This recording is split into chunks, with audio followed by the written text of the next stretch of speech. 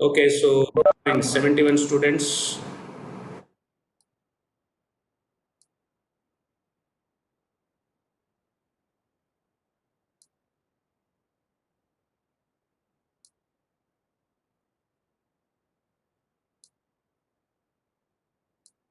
Do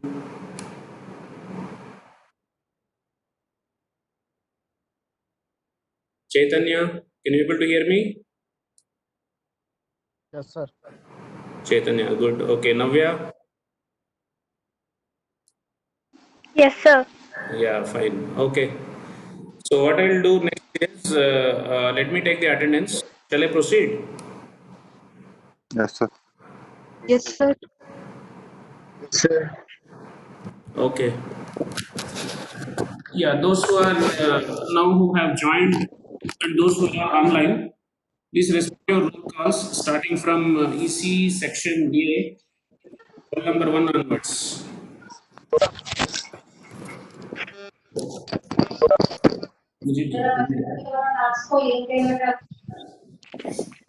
Yeah, roll number one, Abhishek, absent. Next, up to 10. Tell your roll numbers. Those who are present. Number four present, sir. Number three present. Not audible. Yeah, one by one. Roll number, roll number three present. Uh, use the chat box. Better you use the chat box.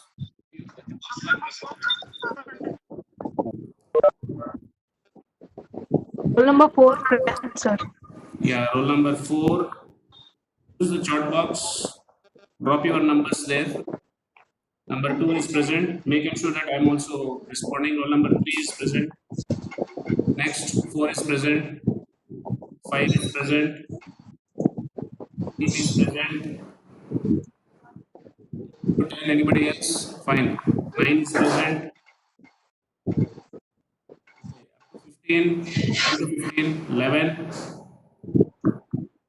Roll number 3 is also present. Fine. Roll number 11, then roll number 12. Okay, next. 13. 13, next. Up to 15. Okay. Up to 20. 19, 20, 1 minute, 1 minute. Okay, very fast. 1 minute. Making sure that I'm also telling your numbers.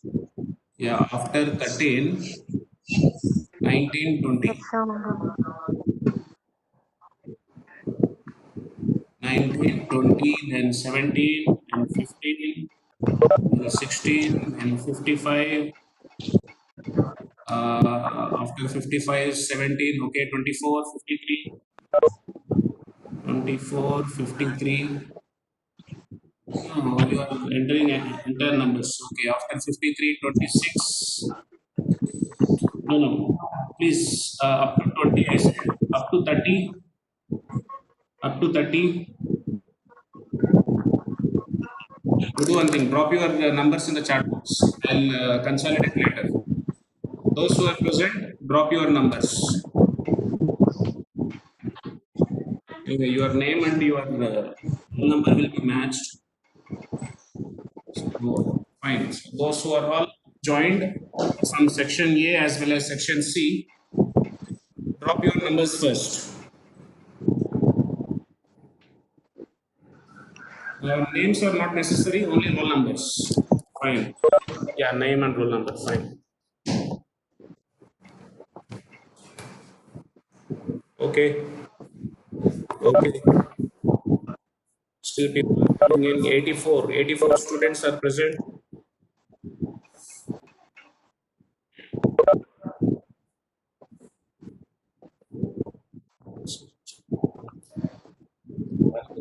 Hello.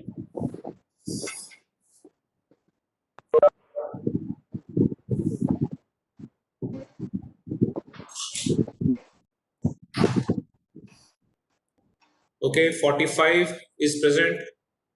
Now I want, what about roll number 7? 7, Dinesh, are you present?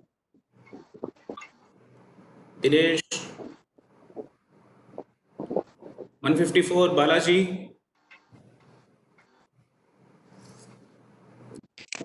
Balaji, can you please come in? 154.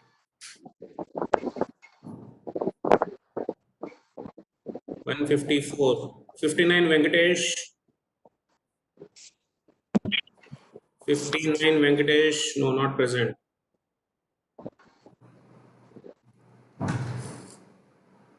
125 Anusha. Anusha. Anusha.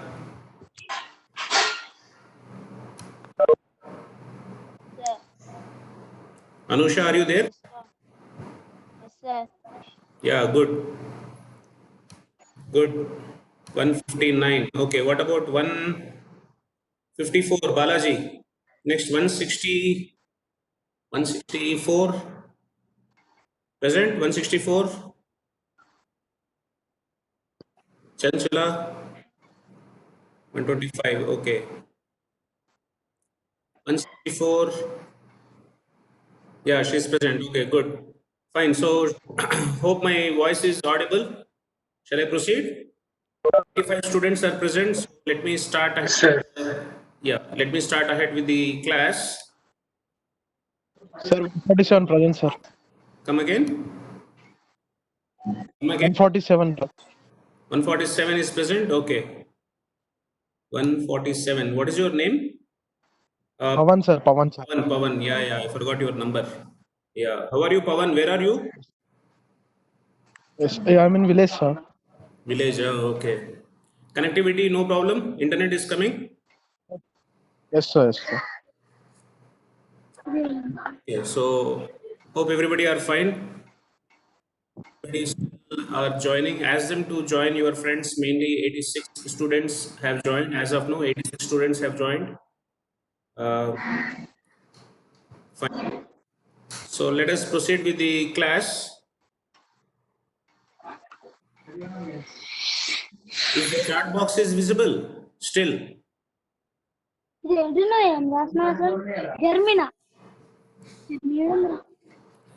Is the chat box is visible?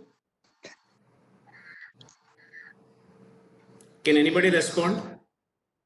Yes, sir. Yes, sir. Yeah, yeah, okay. Sir. Fine, fine, fine. So let me minimize the chat box. Let me minimize the participants. Participants. I don't know what is this window. This window. Fine, let me. I think somebody's speaker is on here.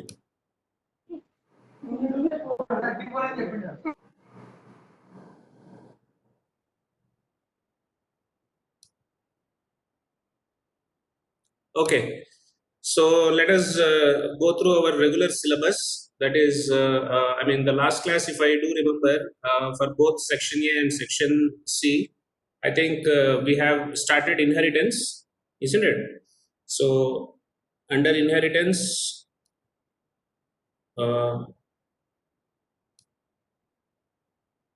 we discussed what are the advantages of inheritance.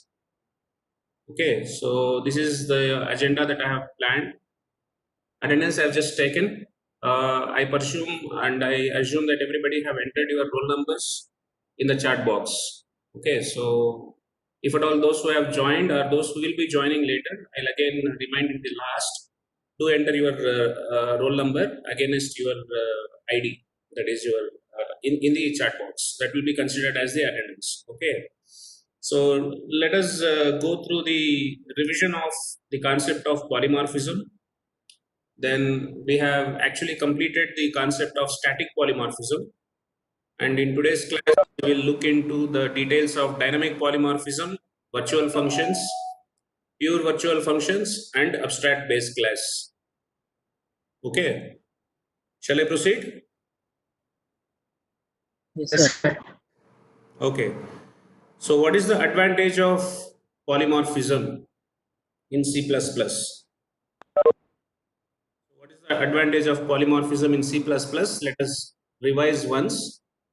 Polymorphism allows the programmer or the coder to create the child class. Okay, so to create a child class, thereby the attributes which are already available in the existing class can be made as a parent class. the child class confined objects can access the members of the parent class. So, in other words, in simple words, to understand or to summarize the advantage of polymorphism, there are two important aspects of polymorphism in C++. One is the code reusability. Whose code reusability? The code which is available in the earlier previously declared class can be reused in another class by using the notion of polymorphism. So the point number one is code reusability. I think I forgot to mention. All of you please sit along with your notebooks, pen. I hope I'm audible. Yes, sir. Sir. Yeah, let me check the participants. 88. Okay. So all of you, I request, did anybody is sitting without the notebook?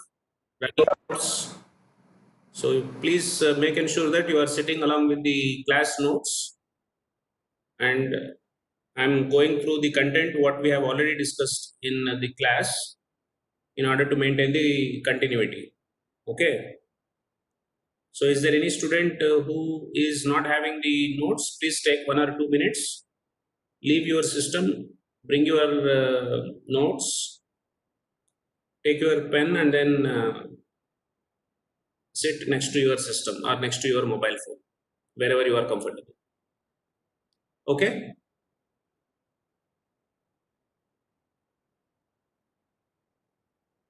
Please acknowledge. Is it okay? Yes, sir. Yeah.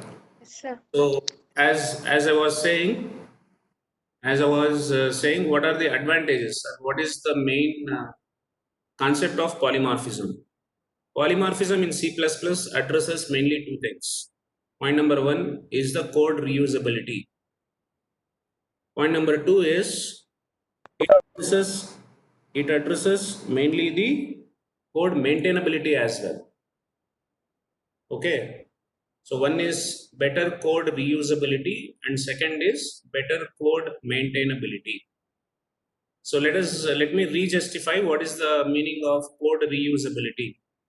Code reusability, normally we have studied in the concept of functions. But in polymorphism also, when you define or when you create an object in the main class, if that object requires two functions, one is within the same class itself, or another is if that object wants to do some function which is already defined in earlier class or any other class, code can be reused in the current class by using the concept of polymorphism. Okay. So let me recall the example of see this slide. Let me recall the same example of shape, and then you have rectangle and then triangle. Okay, so when you define a object of rectangle, let us say rect R1, where in main, then R1 wants to use set values. Now this set values member function where it is defined in another class. So rect is a child class, triangle is also is a child class. Rect R1 is a rectangle class object. Triangle T1 is a triangle class object. Now finding the area is a property of rectangle, and finding the area is another property of triangle whose functions are different. But in order to find the area, you need to initially set the values of length and width of rectangle as well as height. The triangle. Okay. So the point is, rect R1 can use R1 dot set values. T1 also can use T1 dot set values. So that you are reusing the code which is defined in shape, because shape is a base class which is the parent class. This function which is set values, which is a member function of parent class, is getting reused by the objects of the derived class. So therefore, this demonstrates the method of code reusability under public inheritance. Okay, so is the justification of the first aspect of inheritance by using which the code reusability is achieved, the demonstration is completed. I mean, is it clear? Yes, sir. Can somebody respond? Is it clear? Yes, sir. Yeah, good. Now, next, second advantage is the code maintainability. So, what do you mean by maintainability? Now, we are discussing the concept of inheritance with a small example where we are considering only shape, rectangle, and triangle. On the other hand, if you consider the real world or realistic examples where assume that this is a the shape is, instead of shape you have a customer class, and then instead of rectangle you have the savings bank account, and then instead of triangle you have let us say loan account. Okay, I think I have considered the same example what I have cited in the class. So then the functions which are in the savings bank account and the functions which are in the loan account, the methods are different, but the customer details are same. So in order to maintain whatever changes that you want to do, for example, interest change in loan, or interest change in the savings bank account, or address change in the customer. So if we don't have the concept of inheritance, it is very cumbersome and it will be very tedious for the developers to maintain the large project based code. Okay, so therefore, this is how the code maintainability by using the inheritance is achieved. This is the point number 2 demonstration. Is that clear? Uh, am I clear? Yeah. Sir. Yes, sir. Yeah. And one more thing is, please interrupt me if you want to note down any of the points. Ask me to just stop. Okay, sir. Okay.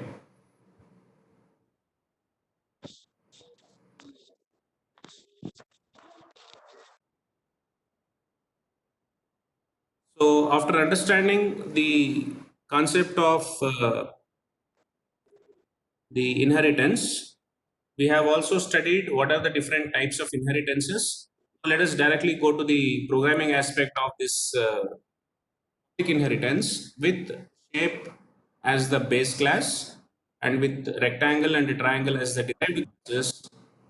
Okay, and we will try to create a direct object of rectangle which is R1 and a direct object of triangle which is T1, and let me demonstrate initially the concept of static polymorphism.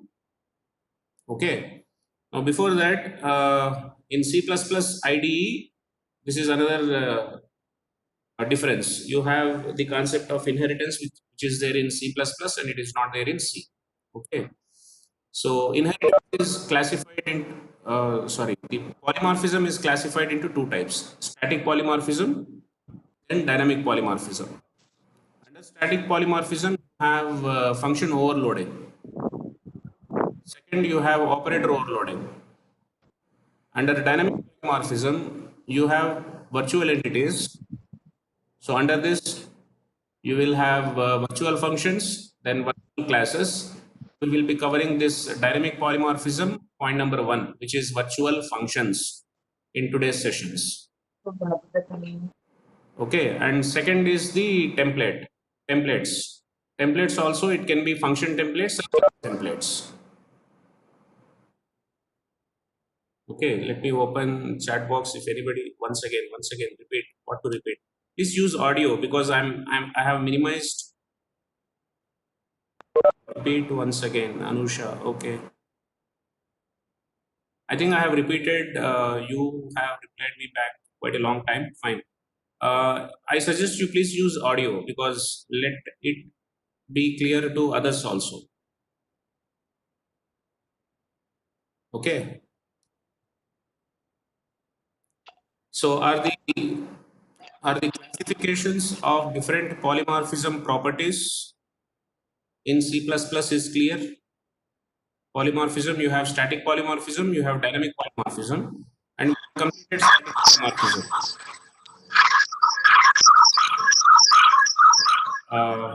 We have completed the static polymorphism. Under static polymorphism, we have function overloading and we have operator overloading. So there is a special emphasis on operator overloading, specifically when you overload. I think we are getting echo. Somebody's. You use audio whenever there is a need to raise the questions. Otherwise, you can mute it.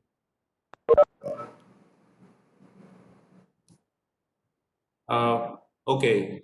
Probably what I'll do is whenever from my side, when I'm asking the question, I'll open the chat box. And whenever from your side you have any question, you use you unmute and then you use the microphone. Is it okay? Yes, sir. Yeah, fine. The participants 95, good. Those who have joined, 95 students are there. I again request, make ensure that you drop your roll number in the chat box so that I can consolidate the attendance. Other students have joined, have dropped. Those who have dropped their roll number, drop your roll number. The last 3 digits. Yeah, 10 is present. 10, 10, Monish, right? Okay. Okay, 180, 157. Okay. Fine. Okay, so is the participants. Let me open the chat box. Okay. 43, 17. Okay. What about my audio clarity? Is the clarity is good? Yes, sir. Yeah, fine. And you understood the 2 points which I have told? Yes, sir. Yeah. So is Arif is present? Arif, I think roll number 42. Yeah, present. Okay. What about Kirti? Kirti is present. Yes, sir. Yes, sir. Srija. Echo. Okay, fine. Srija is present. Srija is Sir. okay, present. Okay. Okay, I think it is creating lot of echo when you switch on the microphone. It seems fine, no problem. So let me proceed. Shall I proceed? Just use anybody the chat box. Chat box. Okay, then I'll proceed. One. Yeah.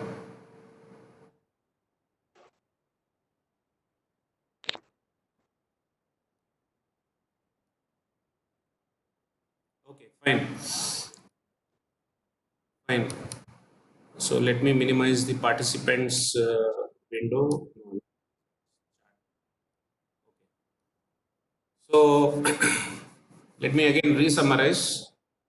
We have been discussing about the concept of inheritance, and we have seen what is the syntax of deriving a child class by using a single colon, and practically opted inheritance is public inheritance.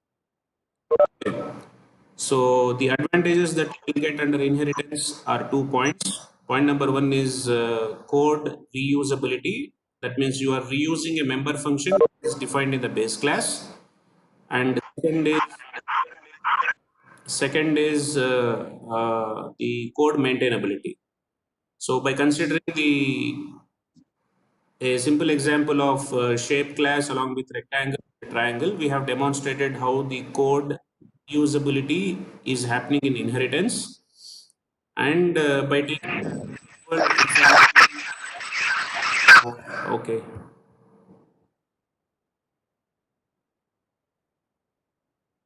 Yeah, fine. So by taking a real world example of maintaining a customer detail along with, customer details, that is creating a customer class as the parent class, and then savings bank account as child one, and the loan account as child two, as two separate child classes. We have demonstrated how does the code maintainability also is getting addressed by using the concept of inheritance. Okay. So next, in inheritance, polymorphism is one of the important topic. So we study the polymorphism specifically in inheritance with the dynamic polymorphism, because we have to understand what is virtual functions and subsequently virtual classes. Okay.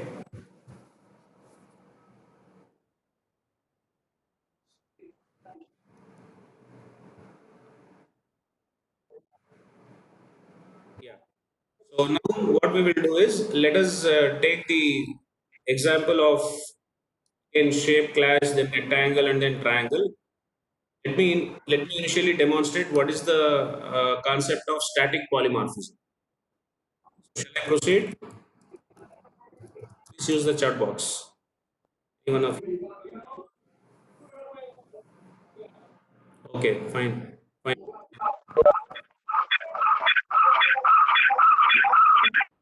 Okay. So what I'll do is I'll switch to the programming mode. Uh, I request the students to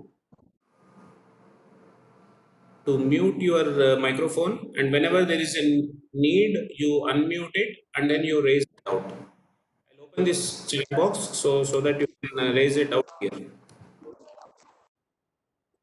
Okay, proceed. Yes, sir. Yeah, fine, good.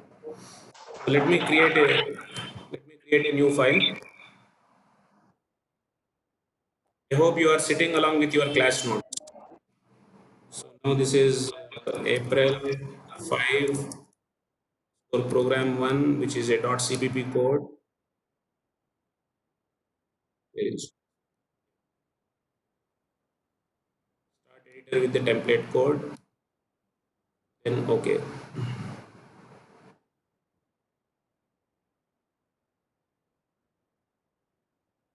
So in order to achieve the concept of, or demonstrating the concept of inheritance with those two concepts, that is code reusability and code maintainability.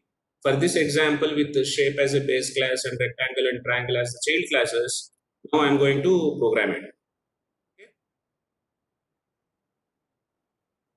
Chat box. Somebody from chat box.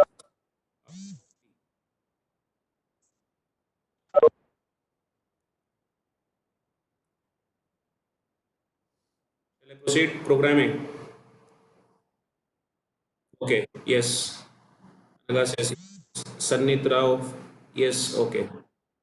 So how do you create a class? That is the first base class as shape.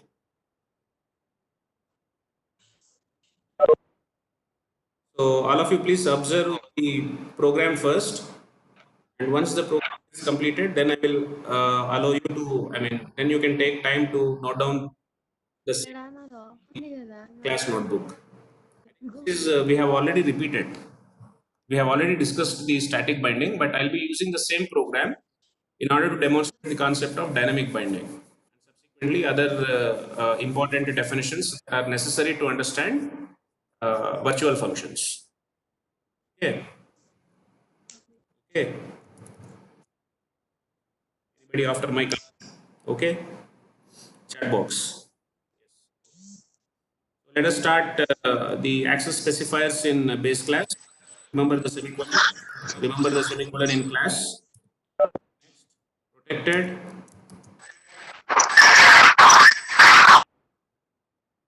Okay. Float. What are the members? Width. Then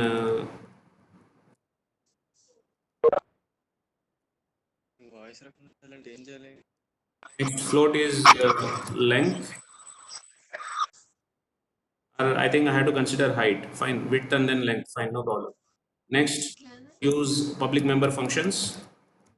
Now, in the same example, what I'll also do is we will also demonstrate the order of constructor and destructor calling. Okay. So let us use the base class constructor, which is a default constructor. I'm not using the scope. I'm not writing a ADT class. So what I'll do is C out is my base class constructor BC L. Okay. Now, in order to demonstrate the concept of code reusability, I have to use the set values member function. Now, I'm going to implement this inside the class itself. So, I will ask the user initially to enter the width and the length. Okay. So, whatever user is entering, so let us take that into width and then length. That's all I have in my base class. So my base class implementation, your audio is getting echoed. Some students making sure that your microphone is muted.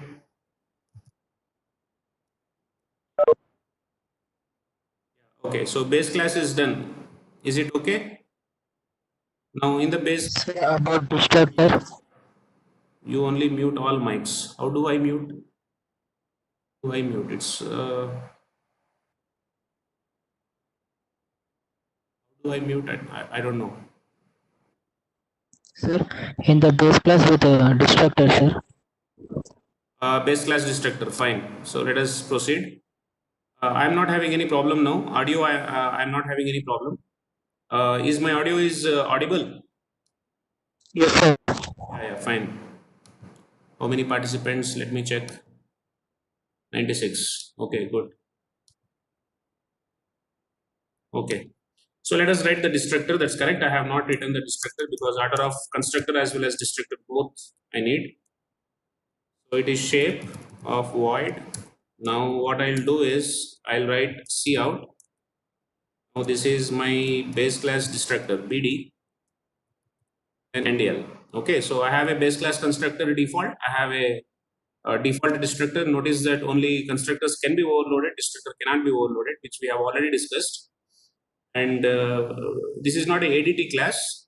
That means we are not separating the procedures. We have written the procedures inside the base class itself. And we have done this because we need to understand the concept of inheritance. So now our base class is completed in terms of implementation. Is it clear? Anybody use the chat? Yes, sir. Okay, fine. So we have two members and we have a member function. So protected access specifier. So let us create two children. I'm going to minimize shape. So notice that you have width and length. Now I'm going to minimize this shape class. Now what I'll do, what I'm going to do is in line number 26, I'm going to create class rect. So this is publicly derived from shape class.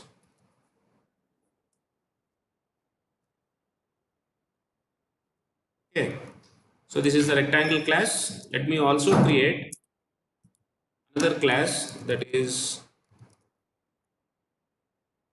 triangle, which is publicly inherited from shape class colon. Okay, so now let us focus on rectangle first. Let me minimize triangle here. Now I'm focusing on rectangle. I don't need any member functions because members, because members which are protected in the parent class are directly accessible as the protected members in the derived class. Okay, so under public inheritance, this we have already discussed under the different types of inheritances and different forms of inheritances.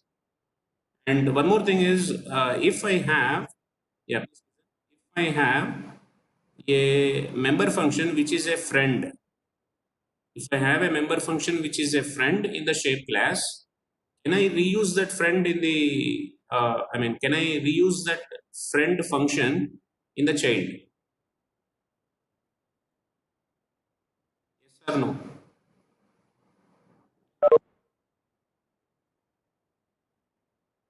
Yes, anybody?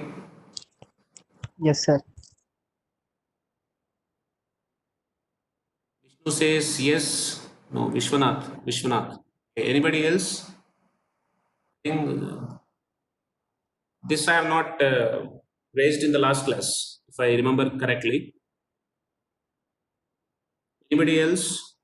If I have a friend function in the base class, can I use that friend function in the child class? Or in other words, if I have a friend function in the base class, can I apply the concept of friend function for the derived class objects in main? Nikhil says yes, Krishna Chaitanya says yes, Rahul says yes. The answer is no. Please listen, answer is no. Friends are friends to parents. Friends cannot be friends to child. Okay. So please notice that there are three things which cannot be inherited. There are mainly three things which cannot be inherited from the parent class to the children. First one is constructors cannot be inherited. Constructors and destructors cannot be inherited. Okay, because you cannot use the constructor of your shape in order to define the parameters or attributes of your rectangle inside the rect. Meaning inside inside a triangle, you cannot use the function shape.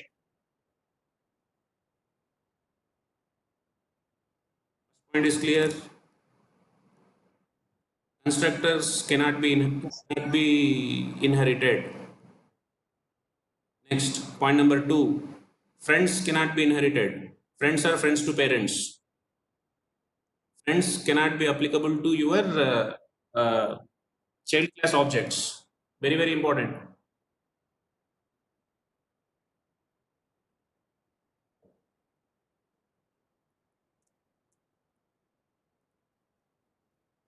Second point is clear.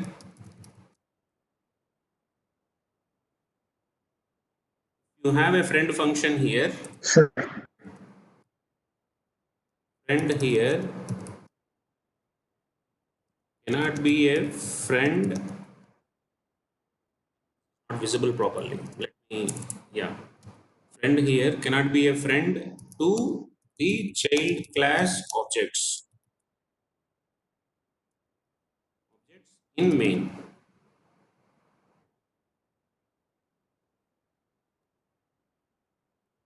This is the second thing which cannot be inherited. Similarly, operators that you are overloading, the operators that you are overloading in the base class cannot be implicitly inherited to the children. So you cannot overload, you cannot inherit the constructors and destructors.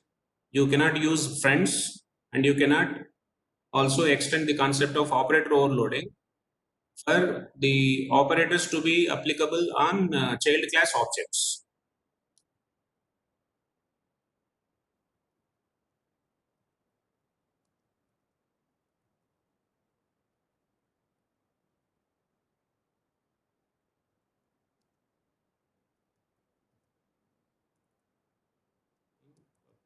Returns. Okay, so is the 3 points are clear? Okay, sir. Yeah. So notice that constructors and destructors cannot be overloaded, friends cannot be overloaded, and the operators that you are extending to apply the concept of operator overloading on objects of your parent class. For example, if you have shape S1, shape S2, if you have written S1 plus S2, so plus is overloading. Where are you overloading in shape? That plus definition is not carry forwarded to your rectangle object. Okay, so these 3 points are extremely quite commonly asked 1 mark questions. What are the what are the properties of the parent which cannot be overloaded in child? So these are the three. Am I clear? Yes, sir. Sir, I want to clear a point, sir. Yeah. Go ahead. Use the audio. Sir, we have two friend classes, sir. Hmm. And from one of the friend class, we have a child class, derived classes, sir. Come again. Can I use? We have two friend classes, sir. We have two friend classes. Friend classes, sir. Hmm. From those, we have I have inherited derived two child classes from one of the friend class, sir. Okay, fine. Can I use the another friend class functions in the inherited classes, sir? Okay. No, I'm not getting clarity in your question. Okay, maybe I'll put it in. What you are trying to tell me is now here I have a shape class. Okay, probably what you are trying to tell me is, let us assume I have a is my cursor, is the cursor is visible? Yes, sir. Yeah, okay. Assume that I'm actually rolling. Is it visible? Yes, sir. Okay. So assume that I have two classes, two base classes. Let us say this is class A and there is another class B. Okay. Okay, sir. So inside class A, you have a friend function, and inside class B, you also have a friend function because you are saying that you want to maintain the friend class. So class A and class B, they are friend classes. Now let Okay, sir. there is a class C which is Child of class A. huh? It is a child of a class A. Okay, fine. Class C is a child of class A. Now what you Yes, sir. probably asking me is, can I use no what class B? Can we use the functions in the class B Mm. as a member functions to execute our requirement of the child class object with a child class object? Yeah. See, the point is when you are in class C, from the point of class C onwards, who is Sir, there is an echo.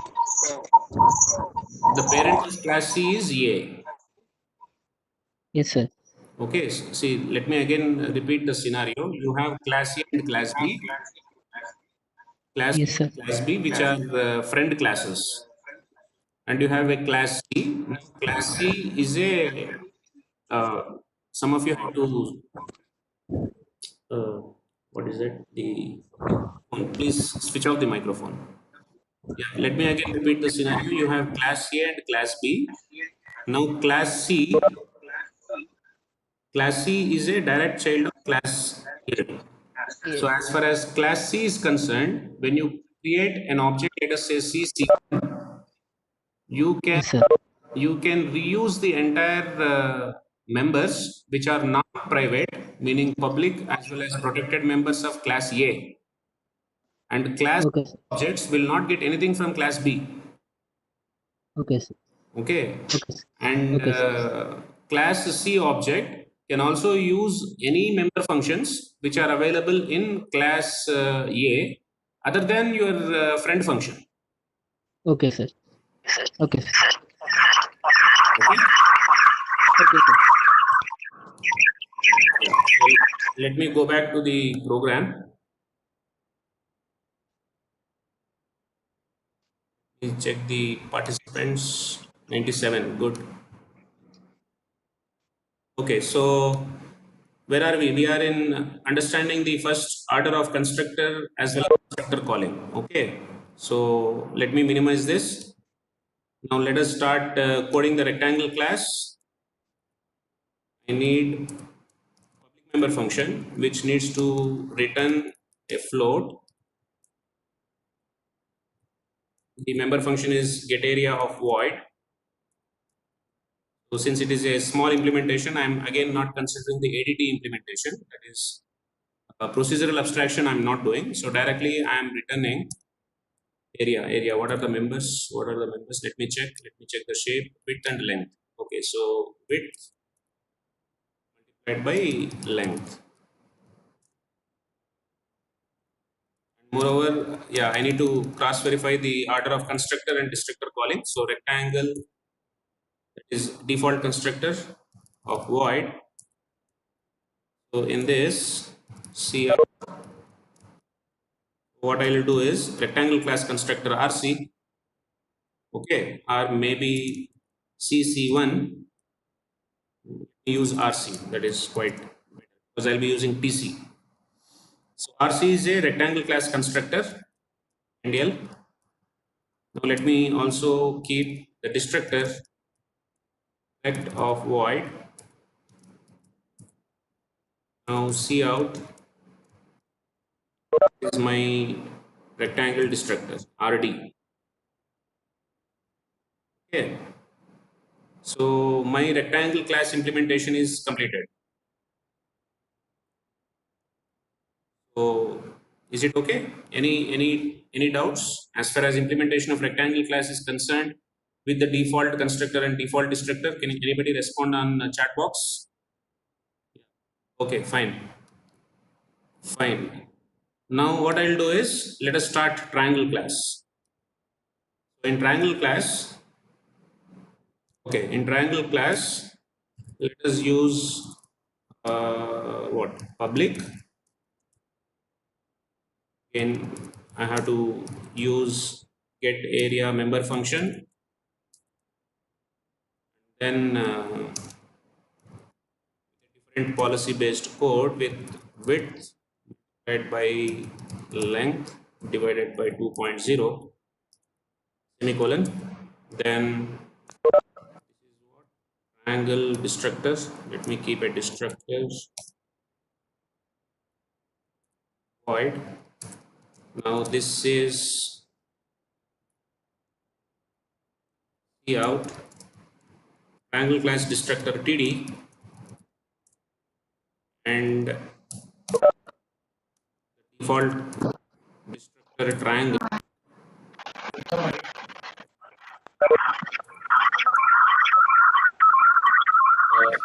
Anybody has any doubts? Somebody's voice is echoing. Anybody has any doubts? Is my audio is coming? No, no. Anybody has any doubts? Further to you mention the reply. Everybody is saying yes, yes, yes only. Anybody is having any doubt? Sir, Yeah. and in a parent class and the child class. Not audible. Not audible. Some of the student has to see when one student is using microphone. Other students, please mute your microphones. Yeah, go ahead. Somebody is asking the question. Yes, sir. The friendship between parent class and child Oh, class. you are still in friends. Okay, let me complete the constructor first. Who is speaking? Srija. I'm Anagha, sir. Anagha, okay. Hold on your questions. Let me complete the constructor and destructor sequence of calling and then I'll open for the questions. Okay. Because as Yes, sir. the inheritance is concerned, remember the 3 points that cannot be inherited. One, constructors, destructors cannot be inherited. Friends cannot be inherited, which are friend member functions. Friends of parent class cannot be applicable to friends of derived classes. Next, operators which are overloaded in base class cannot be also inherited. Okay, so these three are clear. What cannot be inherited? Just explained, and I think I have taken one or two questions. Any other questions which are there confined to friends? I'll take it at the end. Okay. Now focus on polymorphism versus dynamic polymorphism, along with other functions, other concepts, uh, the virtual functions. Okay, so shall I proceed?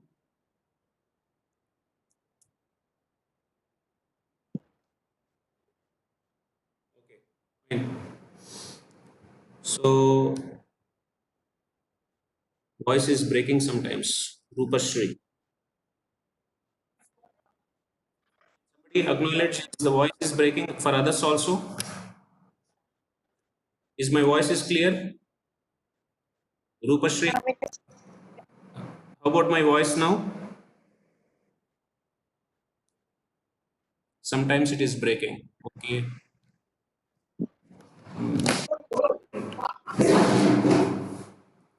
Breaking sometimes.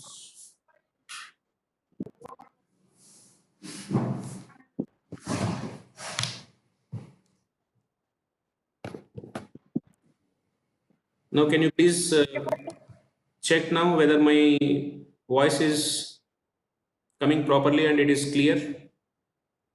Now it is clear. Now it is clear. Okay. Yes, sir. Yeah, yeah. So I have done a physical change here. I have just switched off the fan, so it is clear. Fine.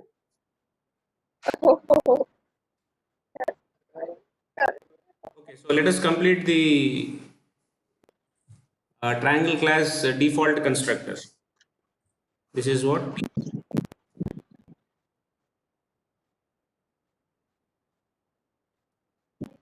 Okay.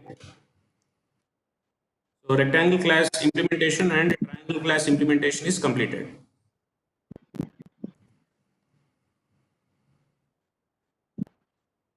Here. Okay. So all classes implementation is done. So any doubts till here? Any doubts? Any doubts?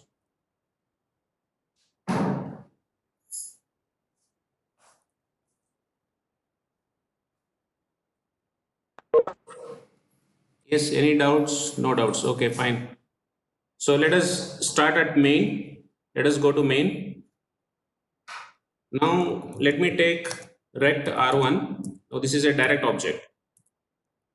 Okay. So I don't need this hello decoder message.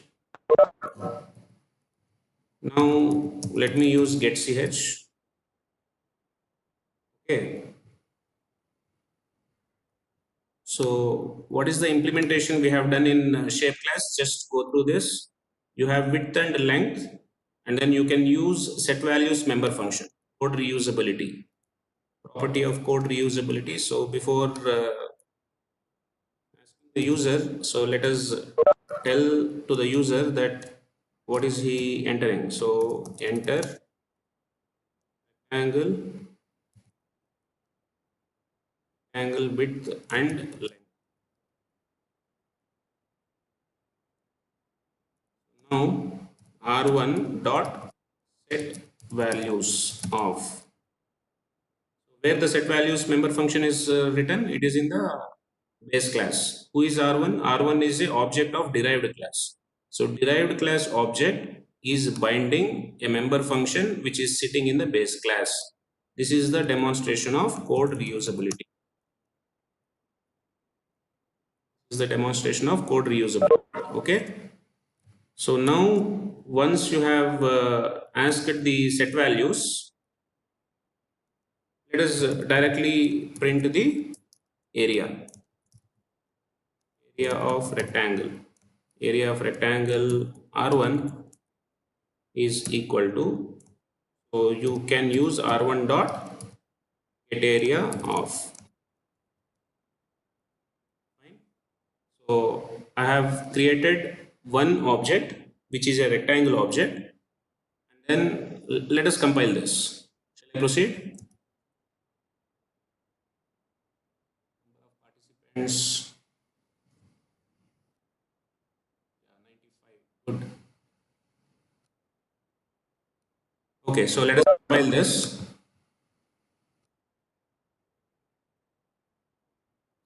See, as you can see, initially the base class constructor is called, then the rectangle class constructor is called, then it is asking you enter the width and the length of the rectangle. This is enter width and length is in the set values member function. So let us enter 5 and then let us enter 5 and then 4.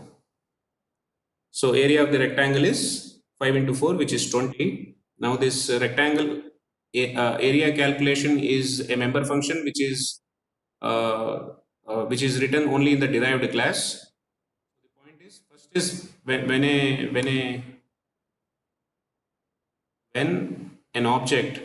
a derived class object is created, this will initially called the base class constructor, and then it will call the derived class constructor.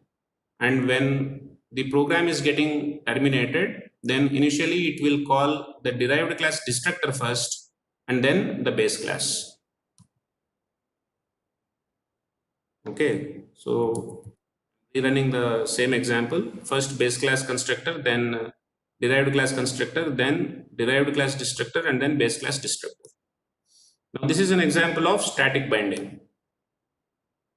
Okay, so this is how we have achieved the code reusability, and let us also extend the same concept with the second object in second class. What is the second class? That is triangle. Triangle, let us say T1, and when you use cout,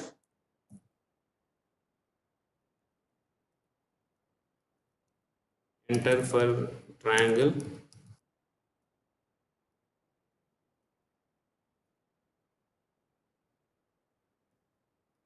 Anyway, the syntax, the message of the message to enter with the width and the length, we are asking anyway in the set values. So rectangle for triangle.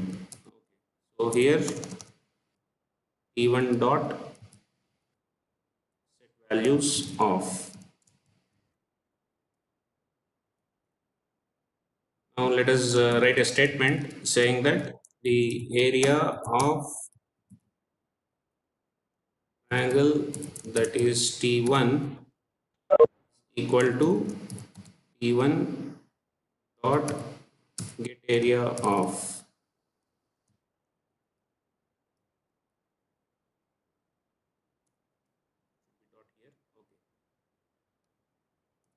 So how many constructors will be called? Yes, anybody? This entire application, how many constructors will be called? 4. 4. That's correct. Why? Because you are creating objects of two child classes. So one child will class one child class object, that is R1 will call two constructors, T1 also will call two constructors. Juveria says 3. No, 4. Answer is 4. 4 constructors will be called, and how many destructors will be called? 4 destructors. 4. Yeah, 4 destructors will be called. So let us compile this.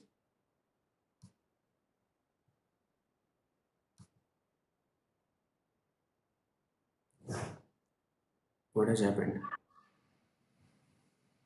In file included iStream int main. Some error is coming. Let me check. Sir, you didn't Where? Oh, this compiler forces me to return.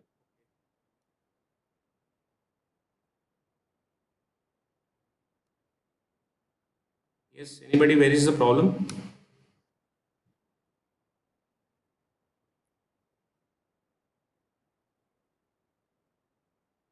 Line number 66 Endel.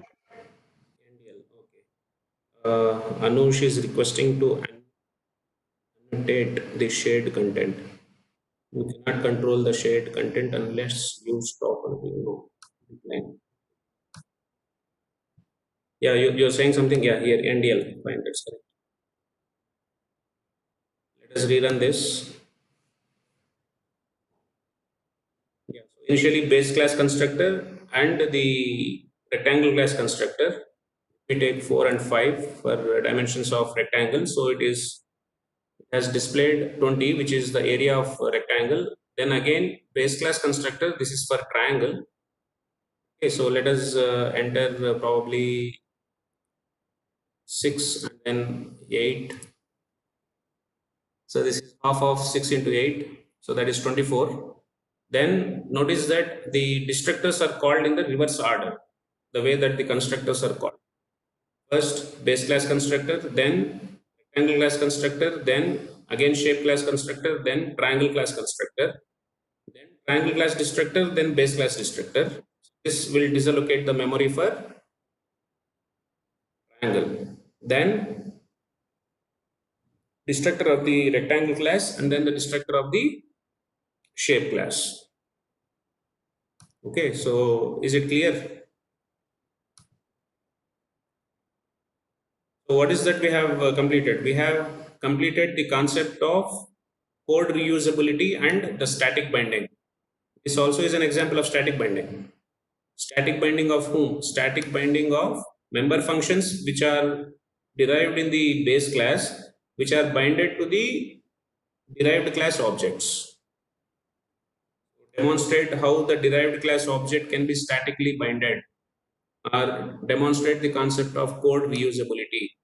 Means you can take up this example and you need to justify that by keeping an arrow here saying that the set values are defined in the base class, but still we are using it. This is how the code reusability is extended in C++ public inheritance.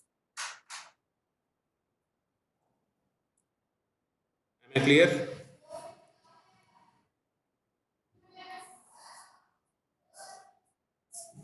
Yeah, fine.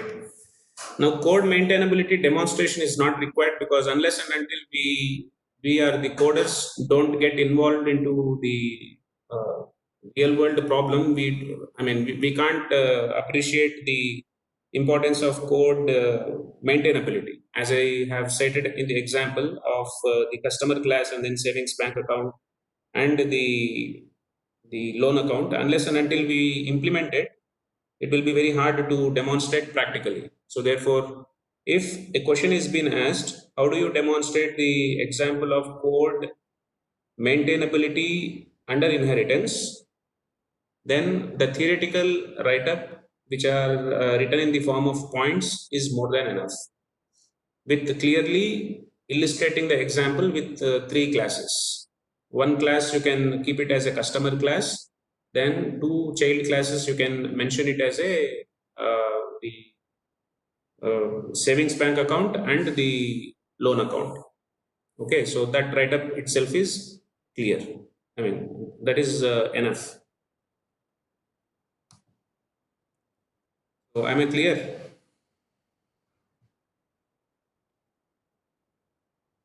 Yes, sir. Okay, fine. Now let's move on. Now what I will do is let us take up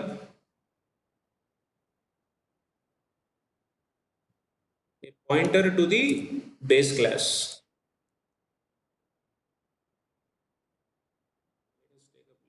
I have closed the chat box by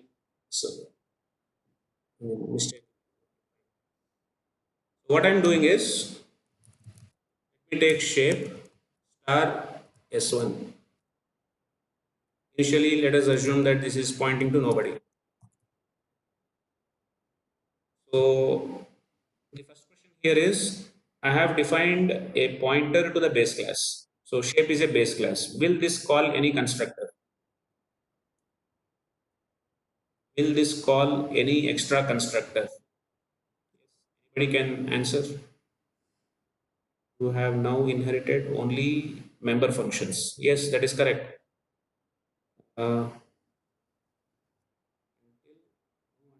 Is created. Vamshi, only base class constructor. Okay, let me hang on here. I think there are some doubts. Who is this? Satvik Rao, you have any doubt? Satvik Rao, can you please come in?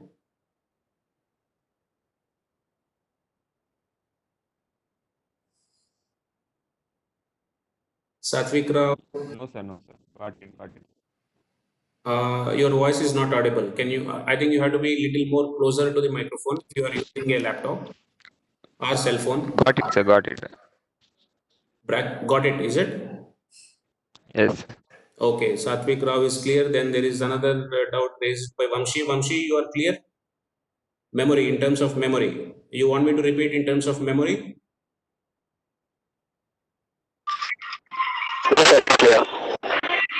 It is clear. Okay. What, Vamshi, you are listening songs?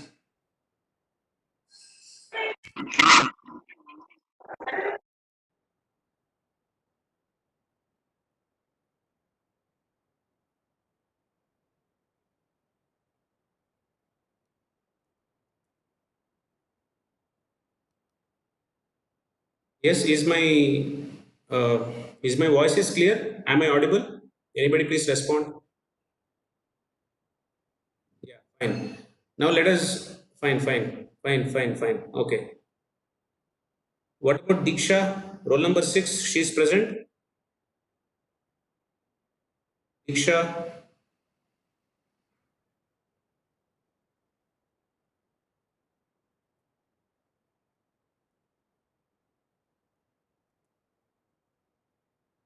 roll number 6, absent.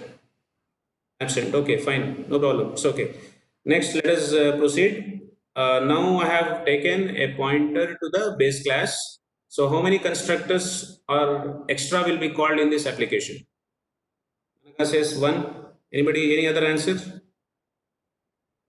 Any other answer? How many constructors, extra constructors? Here you had total 4 constructors.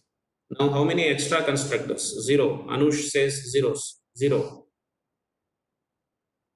No constructor will be called. Yeah, the answer is correct. So no constructor will be called unless and until the this pointer, which is initially pointing to null, is initialized with a valid address of a created object. No extra constructors will be called because it is a pointer. Okay. Yeah, please notice this point. Section A, students, maybe I might not have told in the class, unless and until any pointer to an object is pointed to a already created object's address, no constructor will be called because it is a pointer. Okay, so let me again recompile this for your information. You can, Sir, can you repeat again? yeah. So the point is, if there is a pointer to an object, which is pointing to null, that initialization of pointer to an object with null will not invoke any constructor. It will Okay, not sir. invoke, it will not invoke any constructor. Okay, am I clear? Okay, sir. Okay. So I'm just Sir, yes. Sir, what if we is not initialized to null and it is only declared. Okay, then also it is not okay. I'll take up first. Let me take up the execution part. What you are saying is, if it is a junk pointer, then what happens? Then also the answer is 0. No extra constructor will be called because from your application you are not initializing it to a address of a valid object. Okay, I'll just show that also. Now let me again Yes. with the same values 4 and then 5. Now the answer is 20, and with probably 6 and then 8, the answer is 24. So as you can see, there are 1, 2, 3, 4. Only 4 constructors and 4 destructors. Now let us go back to the application and then let us remove this null. Now let us again recompile this. Now also the same thing. Okay. So again 4 and then 5, then again 6 and then 8. Okay, so only 4 constructors and 4 destructors are called. But the sequence is also very important. So please remember, this is where many of the students also does mistake. What is the order of sequence? What is the sequence? What is the order of calling the constructors and destructors in this application? The sequence is, first is base class constructor for R1, base class constructor, that is BC. Then rectangle class constructor, that is RC. Then again base class constructor. Don't say base class constructor, base class constructor. Are you getting my point? First is base class constructor, then rectangle class constructor, then again base class constructor, then again the triangle class constructor. Now after exiting or after terminating your application, first the triangle class destructor is called, then the base class destructor which was allocated for the memory for this triangle T1 will be disallocated. That means the triangle class destructor and then the base class destructor, then the rectangle class destructor and then the base class destructor.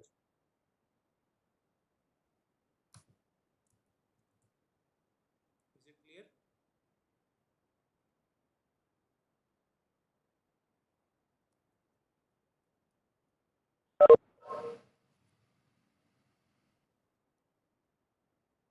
Is it clear? The order of constructor calling and destructor calling. Fine. Now next is I have a pointer to the base class and then I have a object of two objects. I have two direct objects. Now what I want to do is I want this S1 arrow. But in order to do that, I have to say that my S1 here, S1 is equal to address of R1.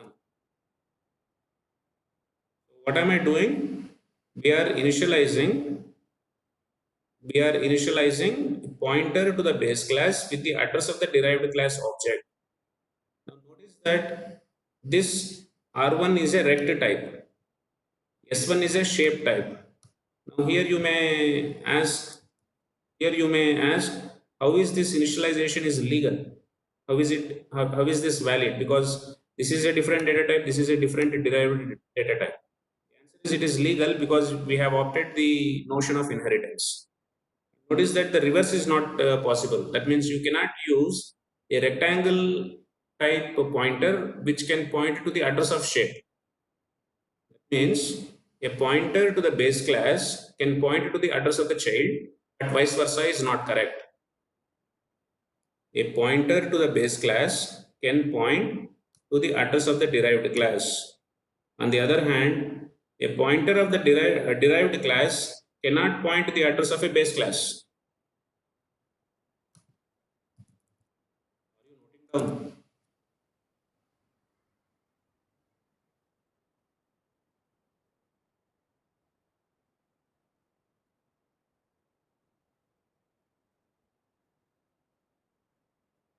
Why are you doing this? Why are you doing this? Why are you doing this? We are doing it, Satvik Rao. Okay, we are doing it in order to understand the concept of dynamic polymorphism. At the end of the class, you will understand.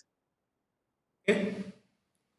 So take a pointer to the base class and point it to the address of the derived class. Take a pointer to the base class and point to the address of the derived class. Now let us properly keep this. Let me cut this. I have defined a rectangle class object. Now you are asking to enter the rectangle, but now my strategy is I don't want to invoke R1 dot, but instead S1 arrow. The moment once you use a pointer to the base class, then at execution, that means at runtime, that means at dynamically.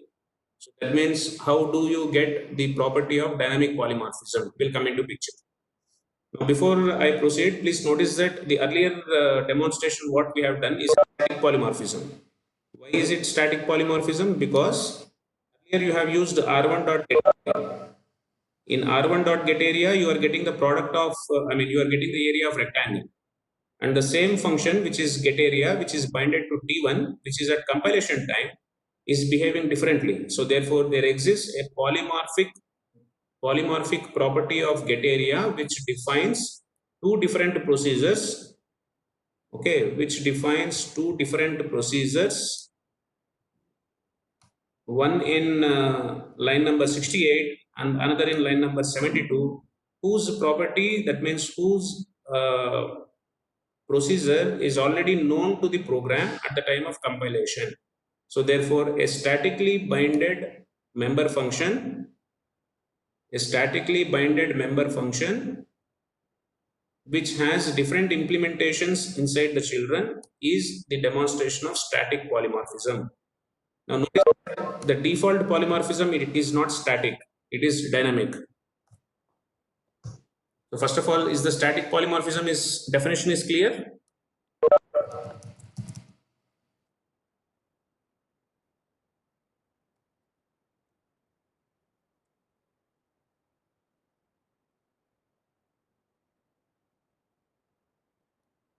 For your information, let me again redefine what is the definition of static polymorphism. Assume that you are asked to write for 2 marks.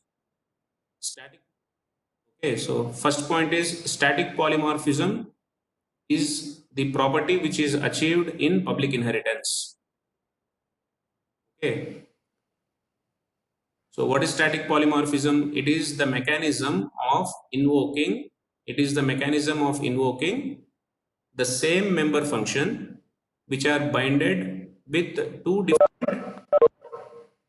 different objects whose inner implementation differs its respective childs, such that object binding is happening at the compilation time itself is called static polymorphism. Okay.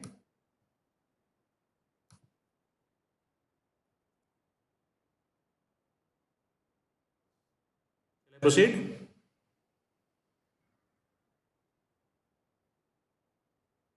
A pointer to a child class point to the address of another child class? No. No. Answer is no. Other questions other than this I'll take up at the end. Okay. So let us please understand the. Once again, repeat. What to repeat? Repeat what? Repeat what? Definition, sir. Okay. Definition of what? Static polymorphism. Static polymorphism. So that we can write it. Yes, sir. Okay. Maybe what I can suggest is okay, fine. Static polymorphism is defined in C++ inheritance. First of all, you have to use the word C++ inheritance. That means in C++ inheritance, in C++ inheritance. I hope you are writing. Yes, sir. Okay. So in C++ inheritance, to be precise, in C++ public inheritance, the mechanism of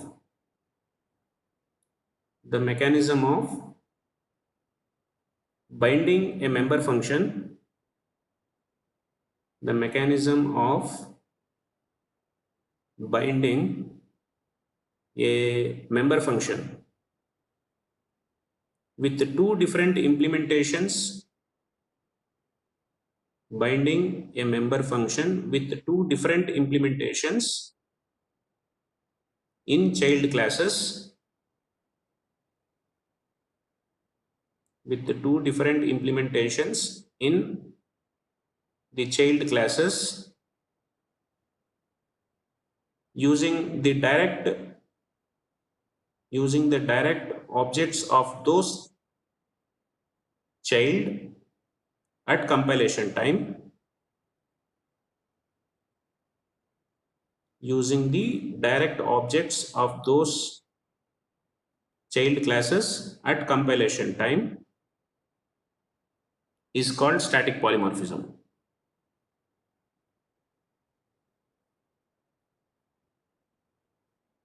And one more suggestion is, anyway, I'm recording it. You can re-listen the content whenever you are willing to revise. Okay. Okay, sir. Yeah, fine. Anyway, have you written? Thank you, sir. Yes, sir. The point is take your own time.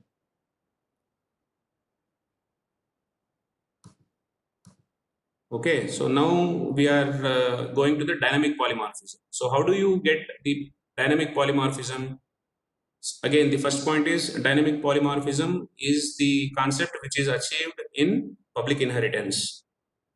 So under public inheritance, by taking a pointer to the base class. No need to write. First, listen. In public inheritance, by taking a pointer to the base class, pointing to the address of the derived class object, which is at line number 65, you are invoking the methods, or you are invoking the functions which are at line number 67, and I'm going to do it the same thing for line number 68. Okay, so if I do, let us say S1 arrow get area. Now for time being, let me comment triangle fellow. Just commenting the triangle. Okay, so what I have done? I have done a pointer to the base class. I have a direct object which is a object to the derived class rectangle. Now this pointer to the base class is pointing to the address of the derived class object, which is at line number 65. And wherever there are functions, I don't want R1 dot. That means compiler doesn't know which code it will be executing. Compiler knows that it has to, it will simply compile, and then the execution of the procedures will be invoked at runtime. So you are asking, you enter the rectangle, and then S1 is a pointer to a shape class. So therefore, this is a pointer to an object which is analogously same as pointer to a structure. So therefore, you have to use the arrow operator. Okay, so line number 67 is clear.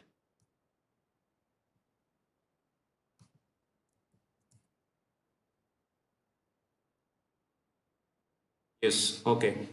So if I compile this, how many number of constructors will be called, and how many number of destructors will be called, and what will be the output? If I'm entering the values as again 5 and 4, let us say my intention is 20. What is the answer?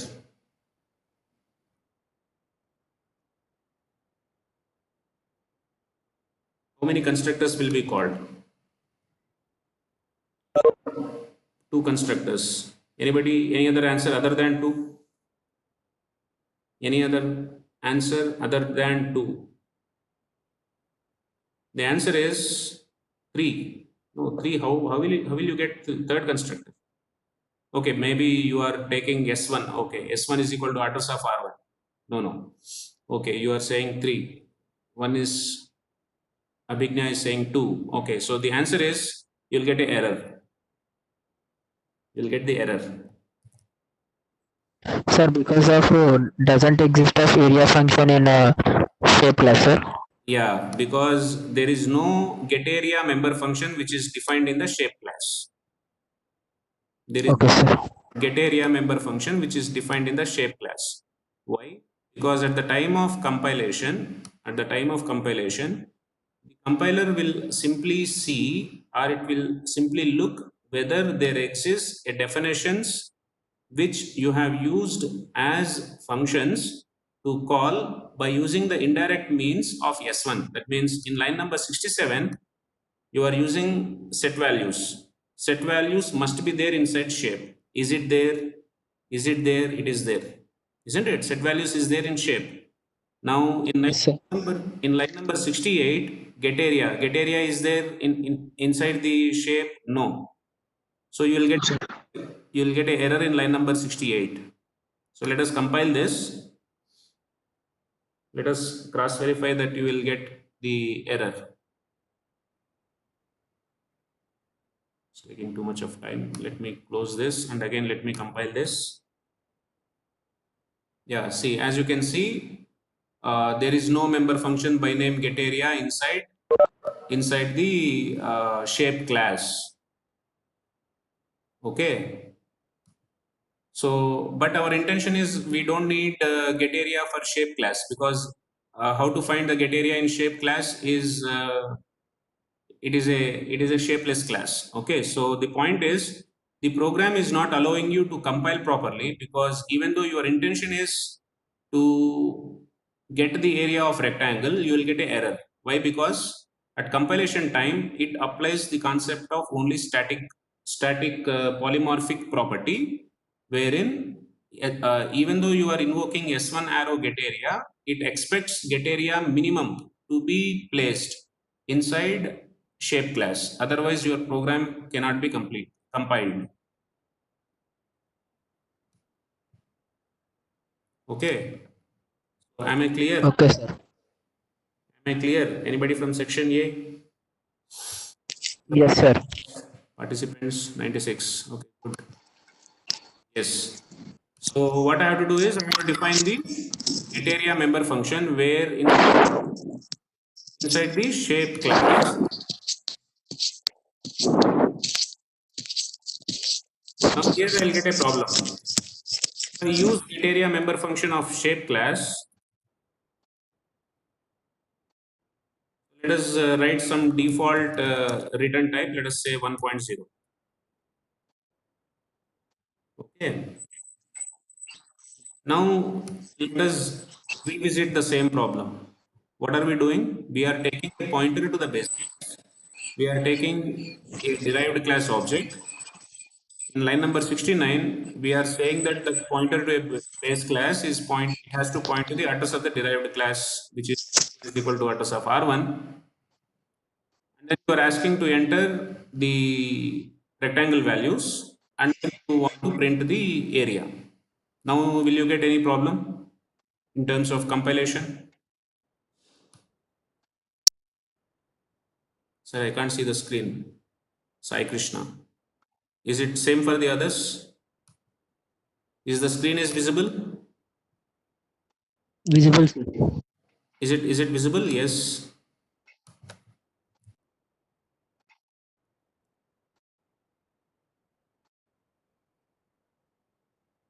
Kirti, yes. Yeah, it is visible. Fine. Teja, fine. Okay. Okay. So are you following? What are we doing? Yes, sir. Yeah. So now I have taken a pointer to the base class, which is pointing to the address of the derived class. Now it is visible. Sai Krishna. Fine. Okay. Good. So now, what will you get? Will I get the error still? Will I get the error?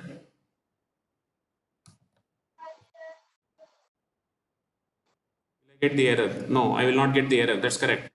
But what will be the error? Will I get, for example, I'm entering what are the values? 5 and then 4. 5 fours are 20. So will I get 20 or will I get 1? 1, sir. I have 1 here. Arif says 20. No, Arif, you will not get 20, you will get 1. You will get 1. Why? Because the compiler gives higher priority to the parent. Okay, so parent class method will be executed. So let us compile this. Let us compile this. Is Akshaya is there? 120. Here. Akshaya, you are there?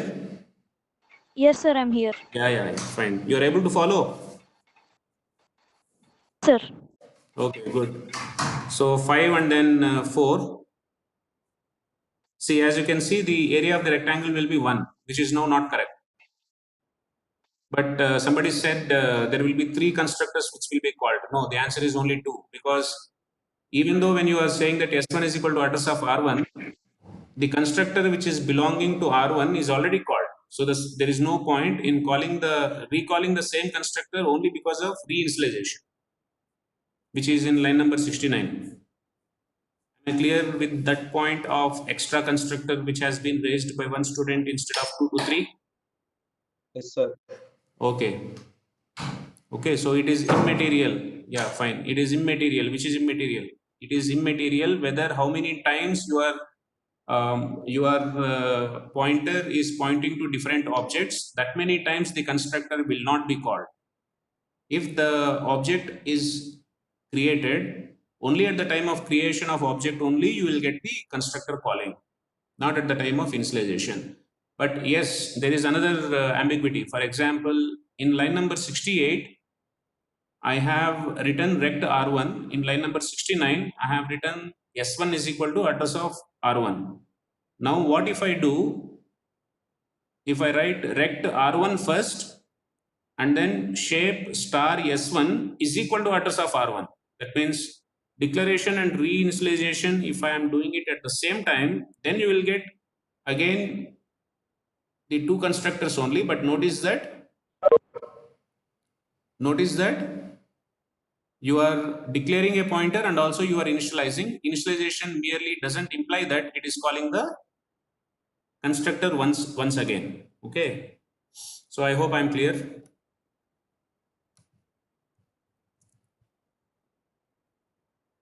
So I hope I am clear. Anybody can acknowledge?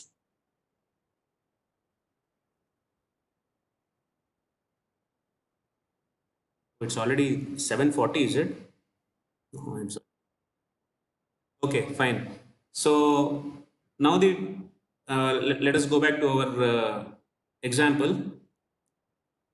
So we have taken a pointer to the base class, which is pointing to the address of the derived class object. But by doing this, if I want to invoke a member function which is getArea, whose implementation needs to be carry forwarded in the child, whose child name is rectangle in my example, I don't want the default value which is 1 to happen. Destructors calling changed? No. Is the destructor calling is changed? Let me recompile. 4 and then 5. No, it is rectangle class destructor and then base class destructor only. Nikhil? Am I clear? Nikhil? There is no change. Nikhil?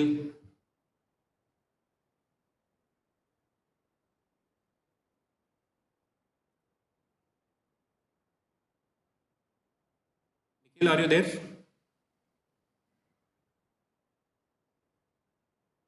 Yes, sir.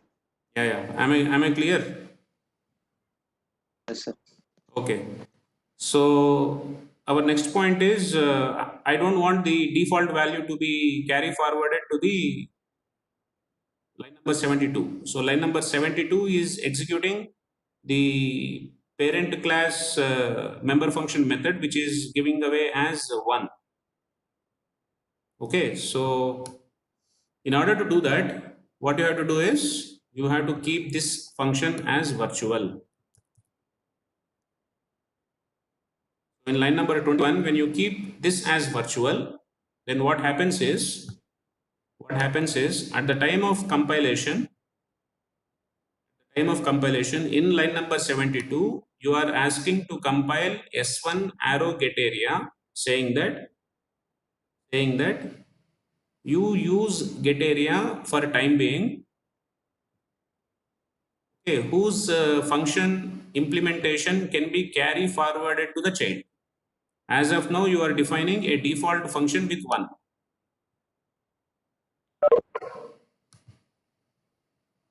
Okay, so this is the need of virtual function. What is the need? If I don't use virtual function, I cannot achieve dynamic polymorphism.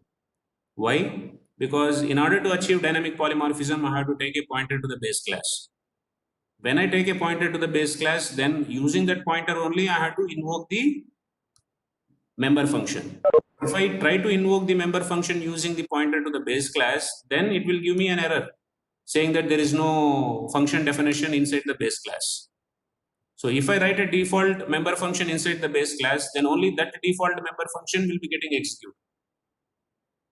So this is a sort of deadlock. So if I don't keep virtual, I'll get 1. If I don't keep the function at all, then I'll get a compilation error. So in order to overcome these two problems, you have to use the concept of virtual function in dynamic polymorphism.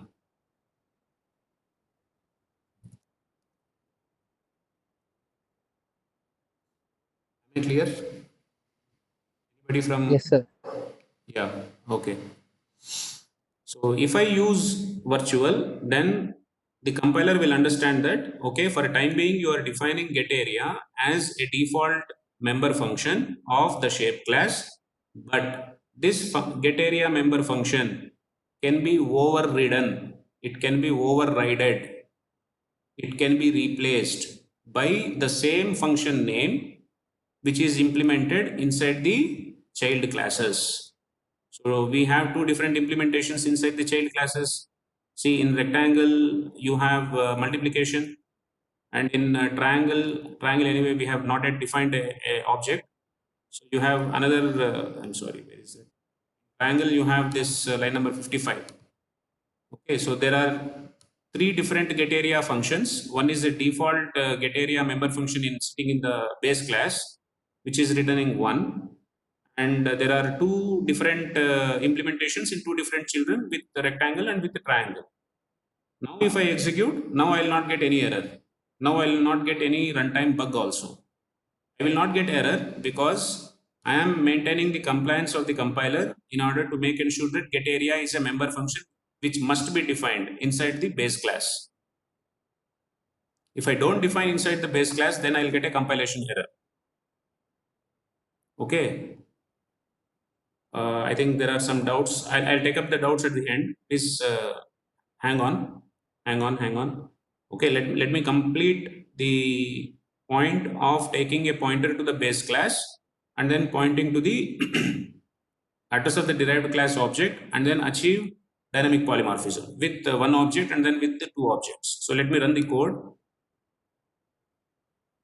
Let me run this with virtual function. Now with 4 and then 5, I get 20.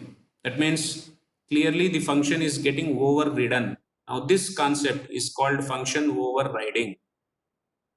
Remember, I discussed we will be getting one more definition at the time when we have discussed the function overloading. Yes or no? What is advantage? Okay. Advantage I'll tell later. If we had another object, no, I'll take up the questions at the end. Is the definition of function overriding is clear? Anybody please respond?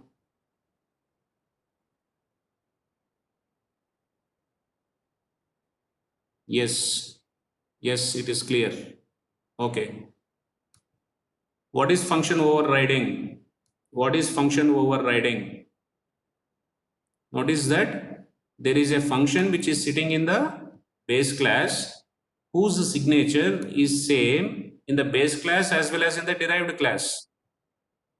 See, function name is same, function return type is same, list of number of arguments is also same, number of arguments data type is also same, but only the implementation is different. Where is it different? In line number 23 you have different implementation, in line number 40 you have different implementation. However, when you use the concept of dynamic polymorphism, because of taking a pointer to the base class which is pointing to the address of the derived class object, okay, and by using the concept of virtual function, when we are extending or we are carry forwarding the default function definition which is existing in the base class into the derived class. Okay, so only the member function definition which is written in the derived class will be executed, and this mechanism is called function overriding. This mechanism is called as function overriding.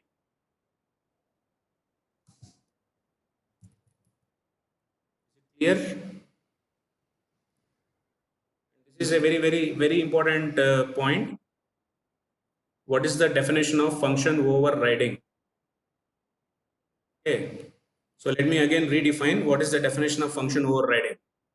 Let us say for 2 marks, function overriding is the concept which is associated with dynamic polymorphism in public inheritance. That is point number 1. Please start writing. Please start writing. Function overriding is the concept which is associated with dynamic polymorphism in public inheritance.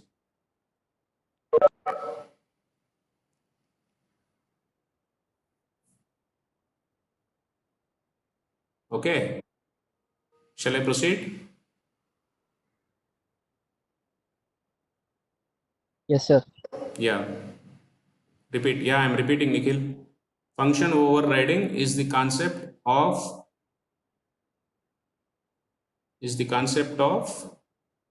what? Is the concept which is associated in dynamic polymorphism in C++ public inheritance. That has to be written first. Function overriding is the concept which is associated with C++ public inheritance. Okay, so coming to the definition, in C++ public inheritance,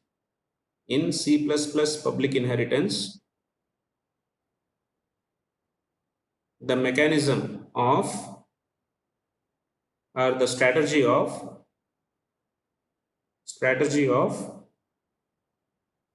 taking a pointer to the base class, taking a pointer to the base class,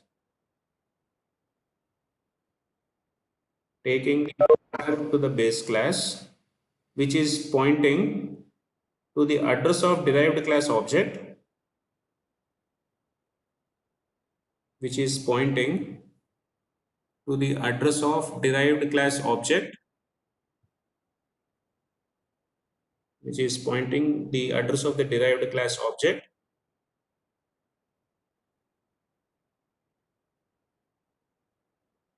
taking a pointer to the base class which is pointing to the address of the derived class object, and invoking a member function, invoking a member function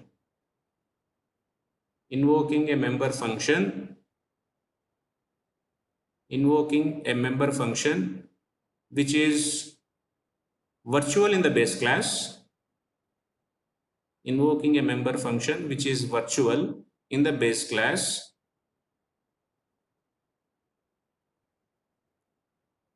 invoking a member function which is virtual in the base class will be carry forwarded, or it will be overridden, or it will be replaced. It will be overridden by the same member function implementation in derived class. It will be overridden or it will be replaced by the same member function implementation in the derived class at runtime.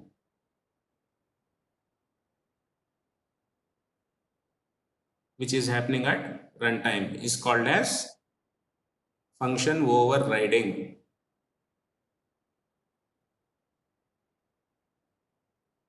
Okay.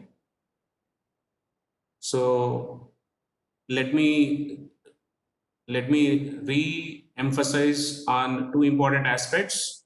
If I don't use virtual, I'll get 1. If I delete the getArea member function, then I'll get compilation error. So these two are the problems if we don't use virtual functions. Remember, we are using virtual functions. There is another concept which is waiting, which is called as virtual class, that I will discuss in the next class. Okay, so this is about the virtual functions. Now open for the questions. Any doubts as far as function overriding is concerned?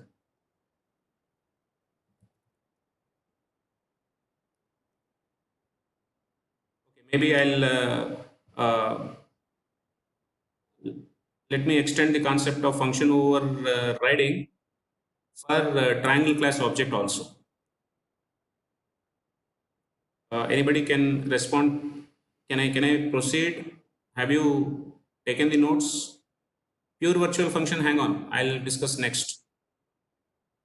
Pure virtual function, did I discuss, Anush? Section A, did I discuss?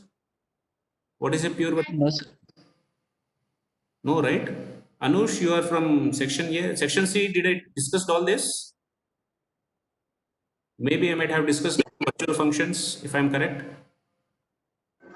Pure virtual function, okay. Anyway, it's a sort of repetitive, fine, discussed, okay, fine, no problem. But I think the concepts, if we had another object of shape class and we need area of it, then how we proceed? Pawan is asking if we had another object of shape class, okay, and we need area of it. Fine, I'll take up that also. Let us extend this to triangle first. Now let me compile the same program without without pointing the same pointer to another object. So meaning I'm combining two properties. One is I'm invoking get area by using the concept of virtual function, and I'm using t1 dot, which is a static binding. Okay, so let me compile this. So I think if I take 4 and then 5, I'll get 20. If I take maybe 6 and then 8, is that correct?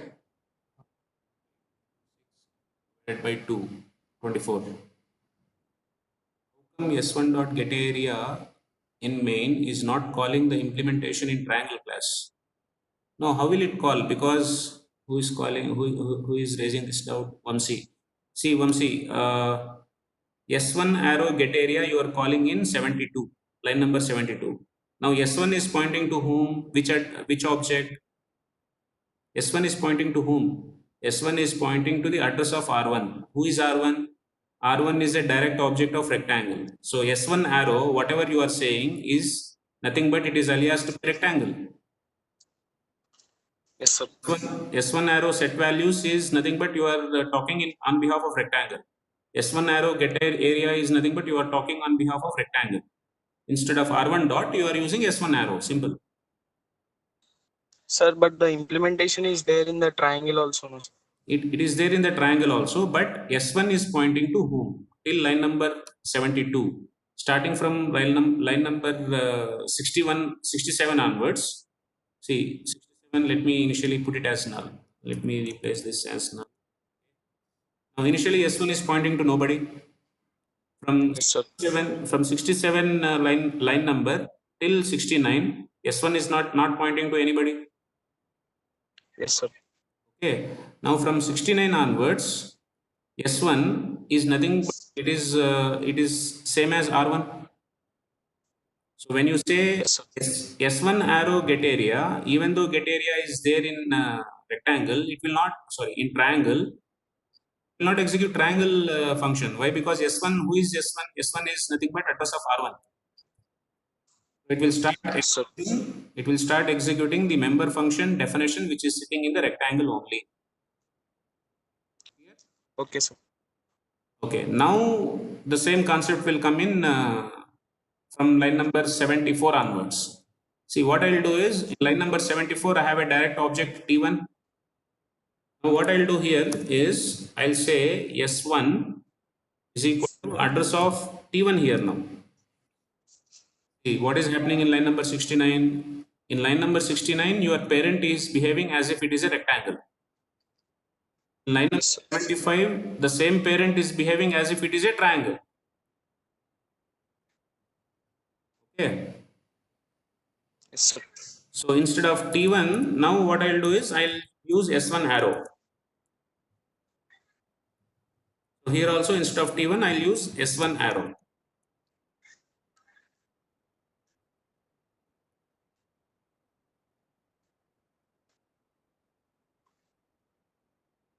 Okay. So as you can see in line number 72 and in line number 78, both are using S1 arrow get area, but notice that their inner implementations must be different. Why? Because from line number 69 till line number 73, S1 is using this S1 is behaving as if it is a rectangle, and from line number 75 till the end of the program, the same S1 is now behaving as if it is a triangle. So this is happening at runtime at execution. That means at the execution time. So this property is called a dynamic polymorphism.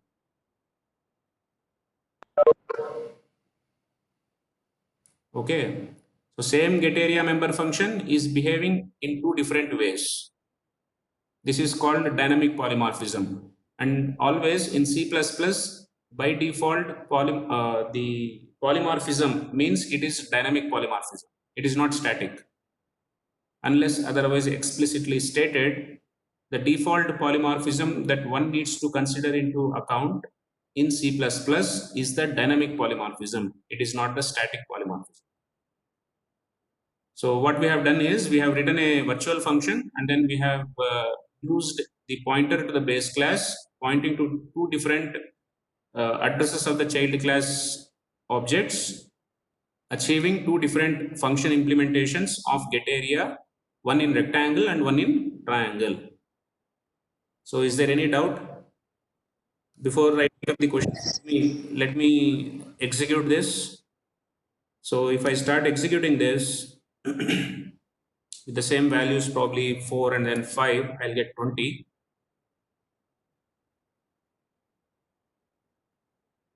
20. And then triangle, I think I've used 6 and then 8. I'll get 24. 4.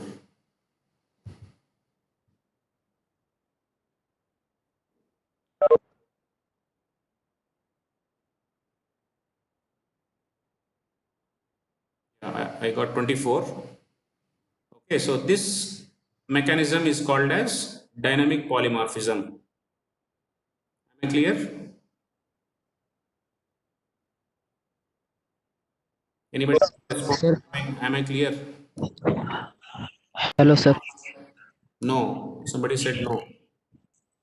Sir. Yeah.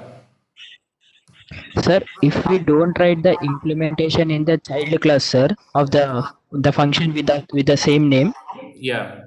Very will good. the function will execute the virtual function mentioned in the base class, sir? Yeah, that is a very good question. If I don't have the function implementation written in the child, what happens? Then what you said and what you have thought is correct. Okay, so what I'll do is intentionally let me the get area member function of the child class, of which child class triangle. Now let me compile this. So the first question is, will I get any error? The answer is it should not get any error, because S1 is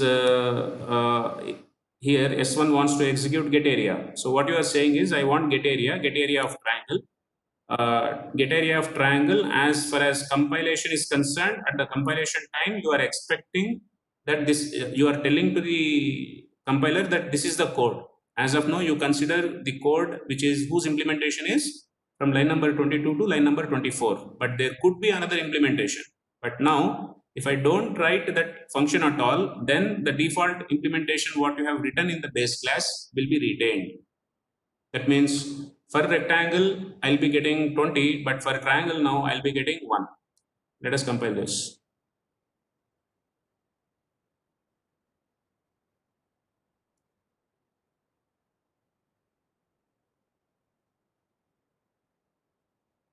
It's taking too much of time. Let me recompile this.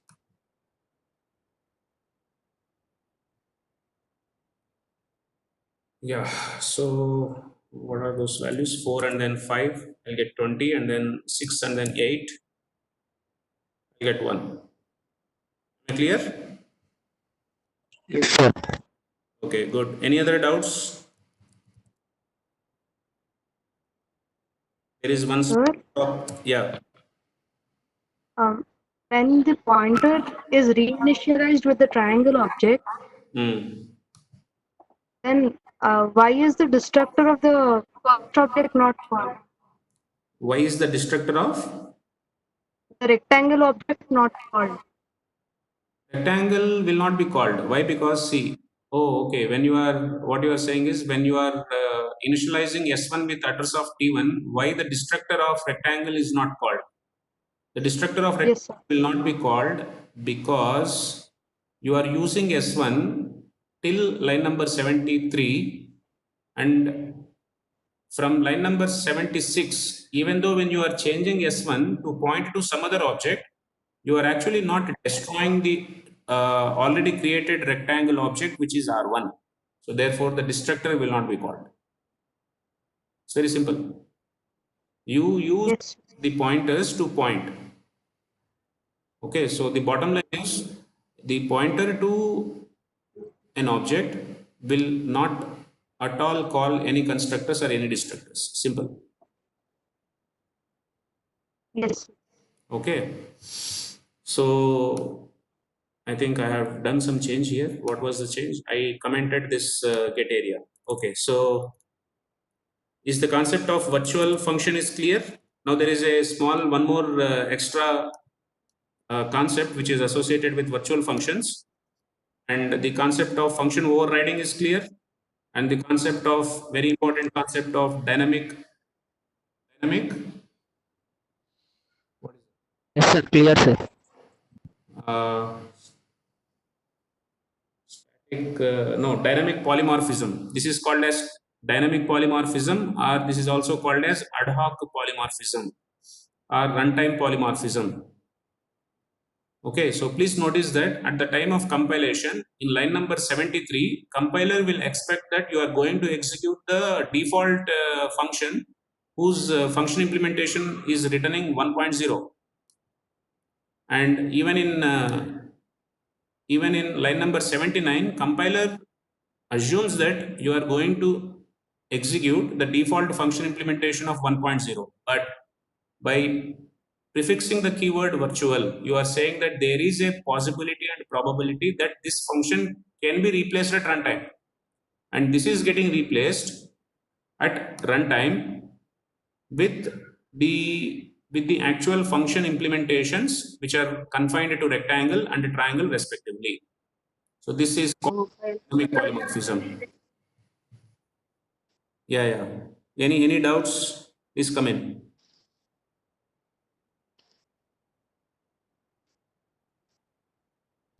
Any doubts? Yes, Akhila, any doubts? Yes, sir. Again? Your audio is, uh, your audio is not proper. Clear, sir. Yeah, it is clear. Pawan is asking something else, sir. If we had another object of shape class and we need area of it, how do we proceed? Okay, so what you are saying is if we have if we had another object of shape class. So let me take another object, let us say S2. Shape, and we need area of it. Fine, you get the area. So what you can do is see out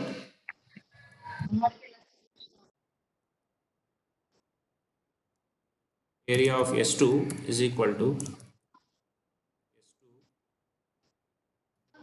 you're talking about that or you are talking about pointer to an object using S1. No, no, no, no, no, no. Please use audio. Please use audio. Let me not make another object. Any doubts? Shall I proceed? Yes, sir. Okay. So the last point is the usage of pure virtual function. See, the point is in main, neither the, okay, in main, neither in line number 73 nor in line number 79, we need the default member function implementation that has written 1.0. I think somebody's microphone is still on. I advise to switch it off. I think somebody's microphone is still on. Okay. Somebody's, I'm getting some conversation. No. Whose microphone is on?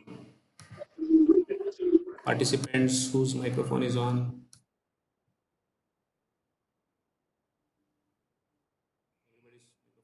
Okay, anyway, shall I proceed? Please bear with me for another 10 minutes. I'll just complete the concept because otherwise I need to retake the entire exercise. Shivateja. Yes. Shall I proceed?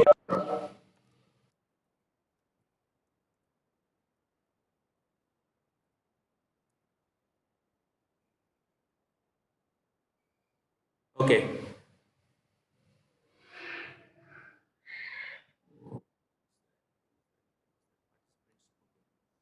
Fine. So now, as you can see in the same example, when I'm using a pointer to the base class, which is pointing to the rectangle object, I don't want my default get area member function of the shape class to be executed, which is returning 1. And the story is same for triangle object, where I don't want to return 1 in the triangle class object also. That means, is it possible not to tell the in the main when I am creating a pointer to the base class and pointing to the addresses of any derived class objects to create a unique address to this function? So that is achieved by using the concept of pure virtual function. Okay, so what is a pure virtual function? It is very simple. It is a member function which is a virtual member function with a zero initializer. You simply write equal to 0. Then you don't write any function definition. You don't write any function definition. Then this becomes a pure virtual function. Okay, so a pure virtual function is nothing but a virtual function with a zero initializer. What is the advantage of this? The advantage of this is whenever you are creating a pointer to a base class, that will not allocate a unique addresses to your member functions. Okay, it will not allocate unique addresses to your member functions. Whose addresses? Member functions addresses will not be allocated.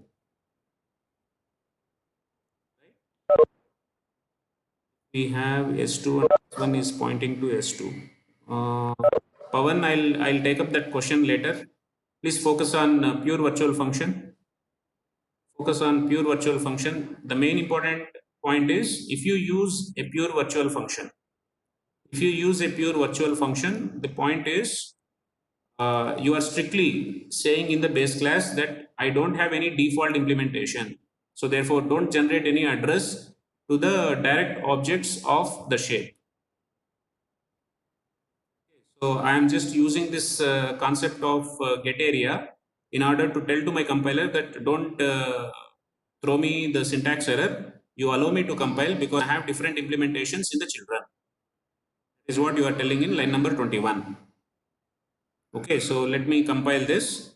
Now this is called pure virtual function. A pure virtual function is a virtual function with a zero initializer, and this will not allocate or generate any unique addresses when the direct objects to your base class are created. Okay, so let me compile this. So let me take 4 and then 5. It will tell 20, and then let me take 6 and then 8. It will throw me as 24. Okay, so the advantage is that you use this as the means for errorless compilation or error-free compilation at the time of compilation. But because I know that I'm going to achieve the concept of dynamic polymorphism at runtime, so don't worry about get area member function. What has to be implemented inside the children, I'll take care. So that you are telling far ahead in the base class by carefully identifying your member functions which needs to be virtual and initializing that member function with 0. So a member function which is a virtual and which is initialized with 0 is called as a pure virtual function. I'll take up the question later. As of now, let me again repeat what is the definition of pure virtual function. Okay, a pure virtual function has to be implemented in the case of dynamic polymorphism. That is point number 1. Point number 2, in order to avoid what? The error that will be generated if the same function would not have been defined. Okay, so in order to not to generate the error, you need to maintain that as a virtual. And in order to tell that I don't have any default implementation, you are using a zero initializer. So this is called pure virtual function. Okay. And any base class with at least one pure virtual function is called as abstract base class, ABC. So here shape is called as abstract base class. So are the definitions of pure virtual function, and abstract base class is clear? What is ABC? ABC Yes, is sir. abstract base class.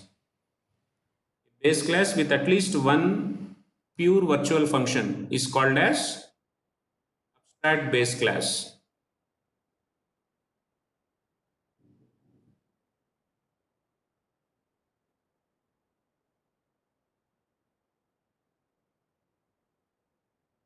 Okay.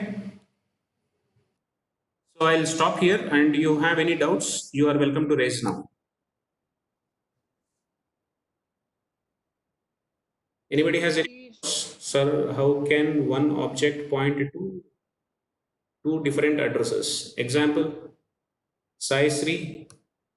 One object can point to addresses of two different objects, provided that object is a pointer. That object is a pointer to the base class. That is the answer.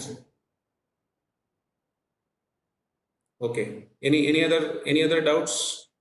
If we have S1 and S2, S1 is pointing to S2. How? What do you mean by pointing? That means you want to take a star S1 and then star S2? Pavan, come in. S1 is pointing to S2 means what? What is the advantage of dynamic polymorphism? Yeah, that's a very good question. Why all this? Okay.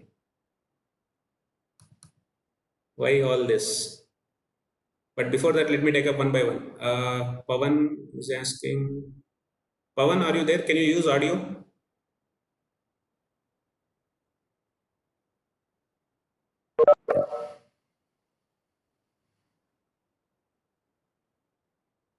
Okay. Any other doubts in case of pure virtual functions? S1 is pointing to address of S. No, S1 is pointing to address of R1. What is the advantage of dynamic polymorphism? That I'll again summarize. Srija, you have any doubts?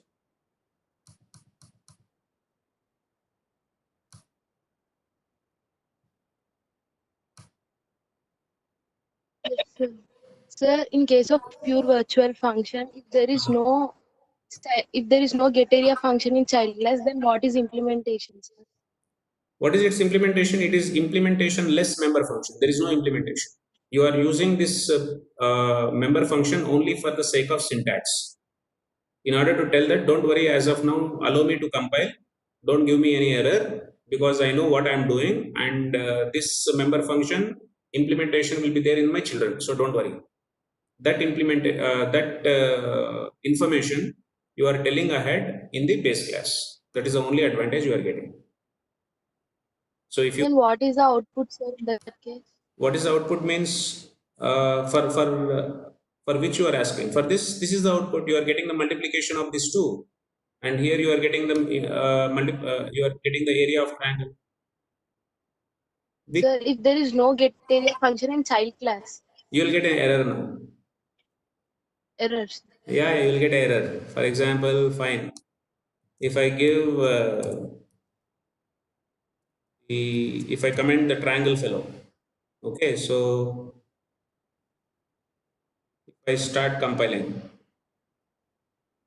this will not be generated. You will get an error saying that you are telling that there is you will take care of all the member functions, all the implementations inside the children, but the compiler is finding the get area member function is not defined inside the child, so that error will come.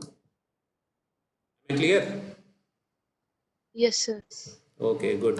Yeah, that is also a good question.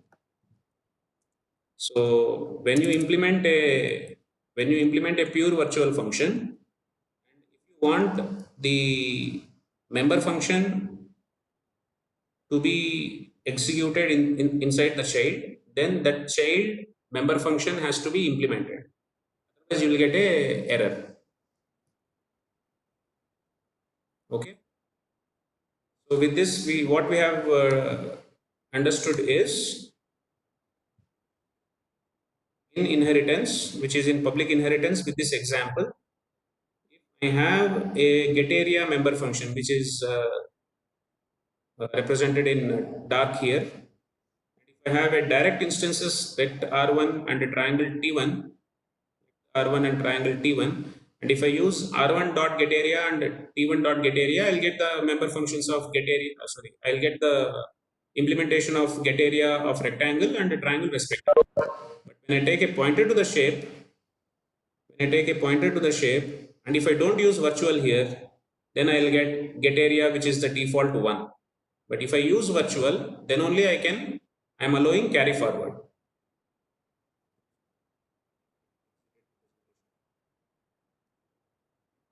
Okay. So is the concepts of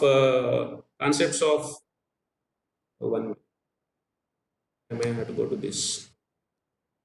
Okay. So is the concept of what the dynamic polymorphism, the difference between static polymorphism versus dynamic polymorphism. Static polymorphism means R1 dot T1 dot. Dynamic polymorphism means S1 arrow and then again S1 arrow. At compilation time, compiler knows that it is going to execute only the default, but it is not default. At runtime, at one line it is executing triangle, at another line it is executing rectangle.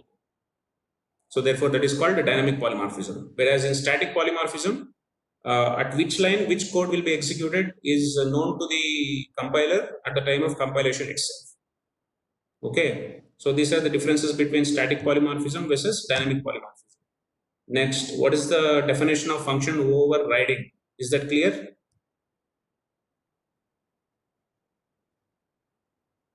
Yes, sir. Come in. Okay. Then what is the concept of virtual function? Is that clear? Then what is the concept of pure virtual function? Then what is the definition of abstract base class? Abstract base class.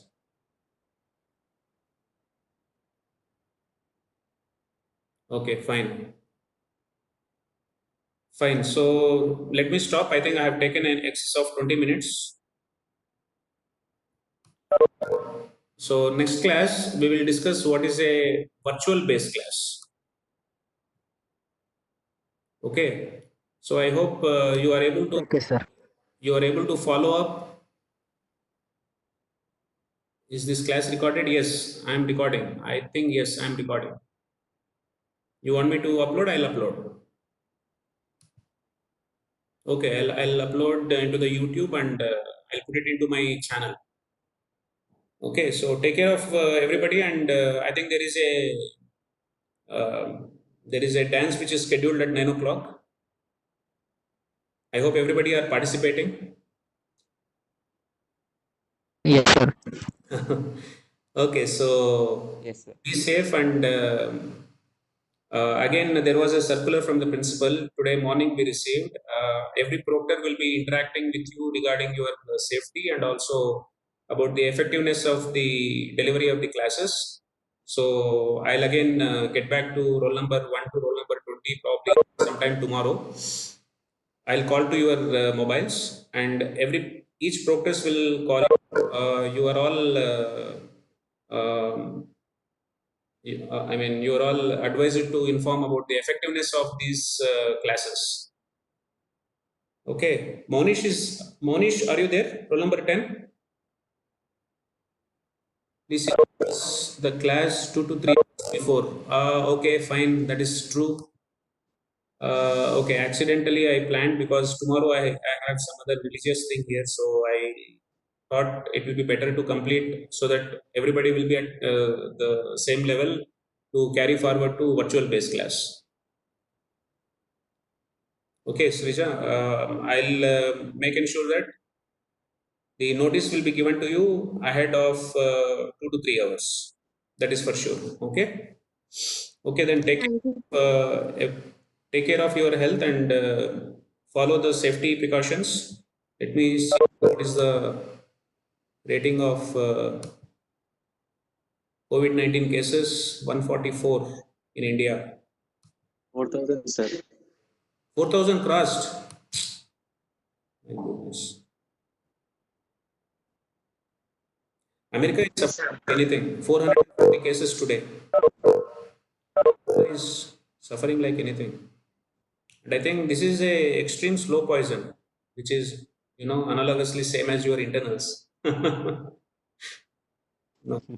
it's a very panic situation because the symptoms will come. Yeah, roll number 48 is present. Okay, I'll mark attendance. Don't worry, Srija. Okay. So this deadly disease, the symptoms will come out only after 4 hours. So that is where the problem is.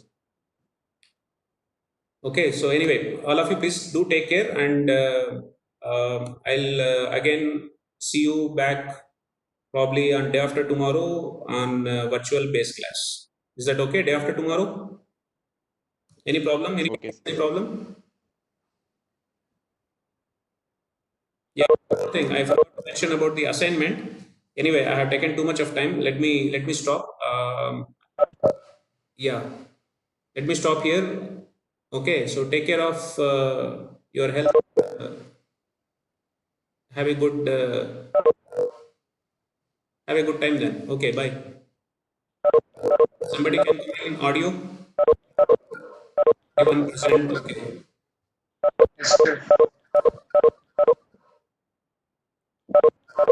Okay, let me stop recording.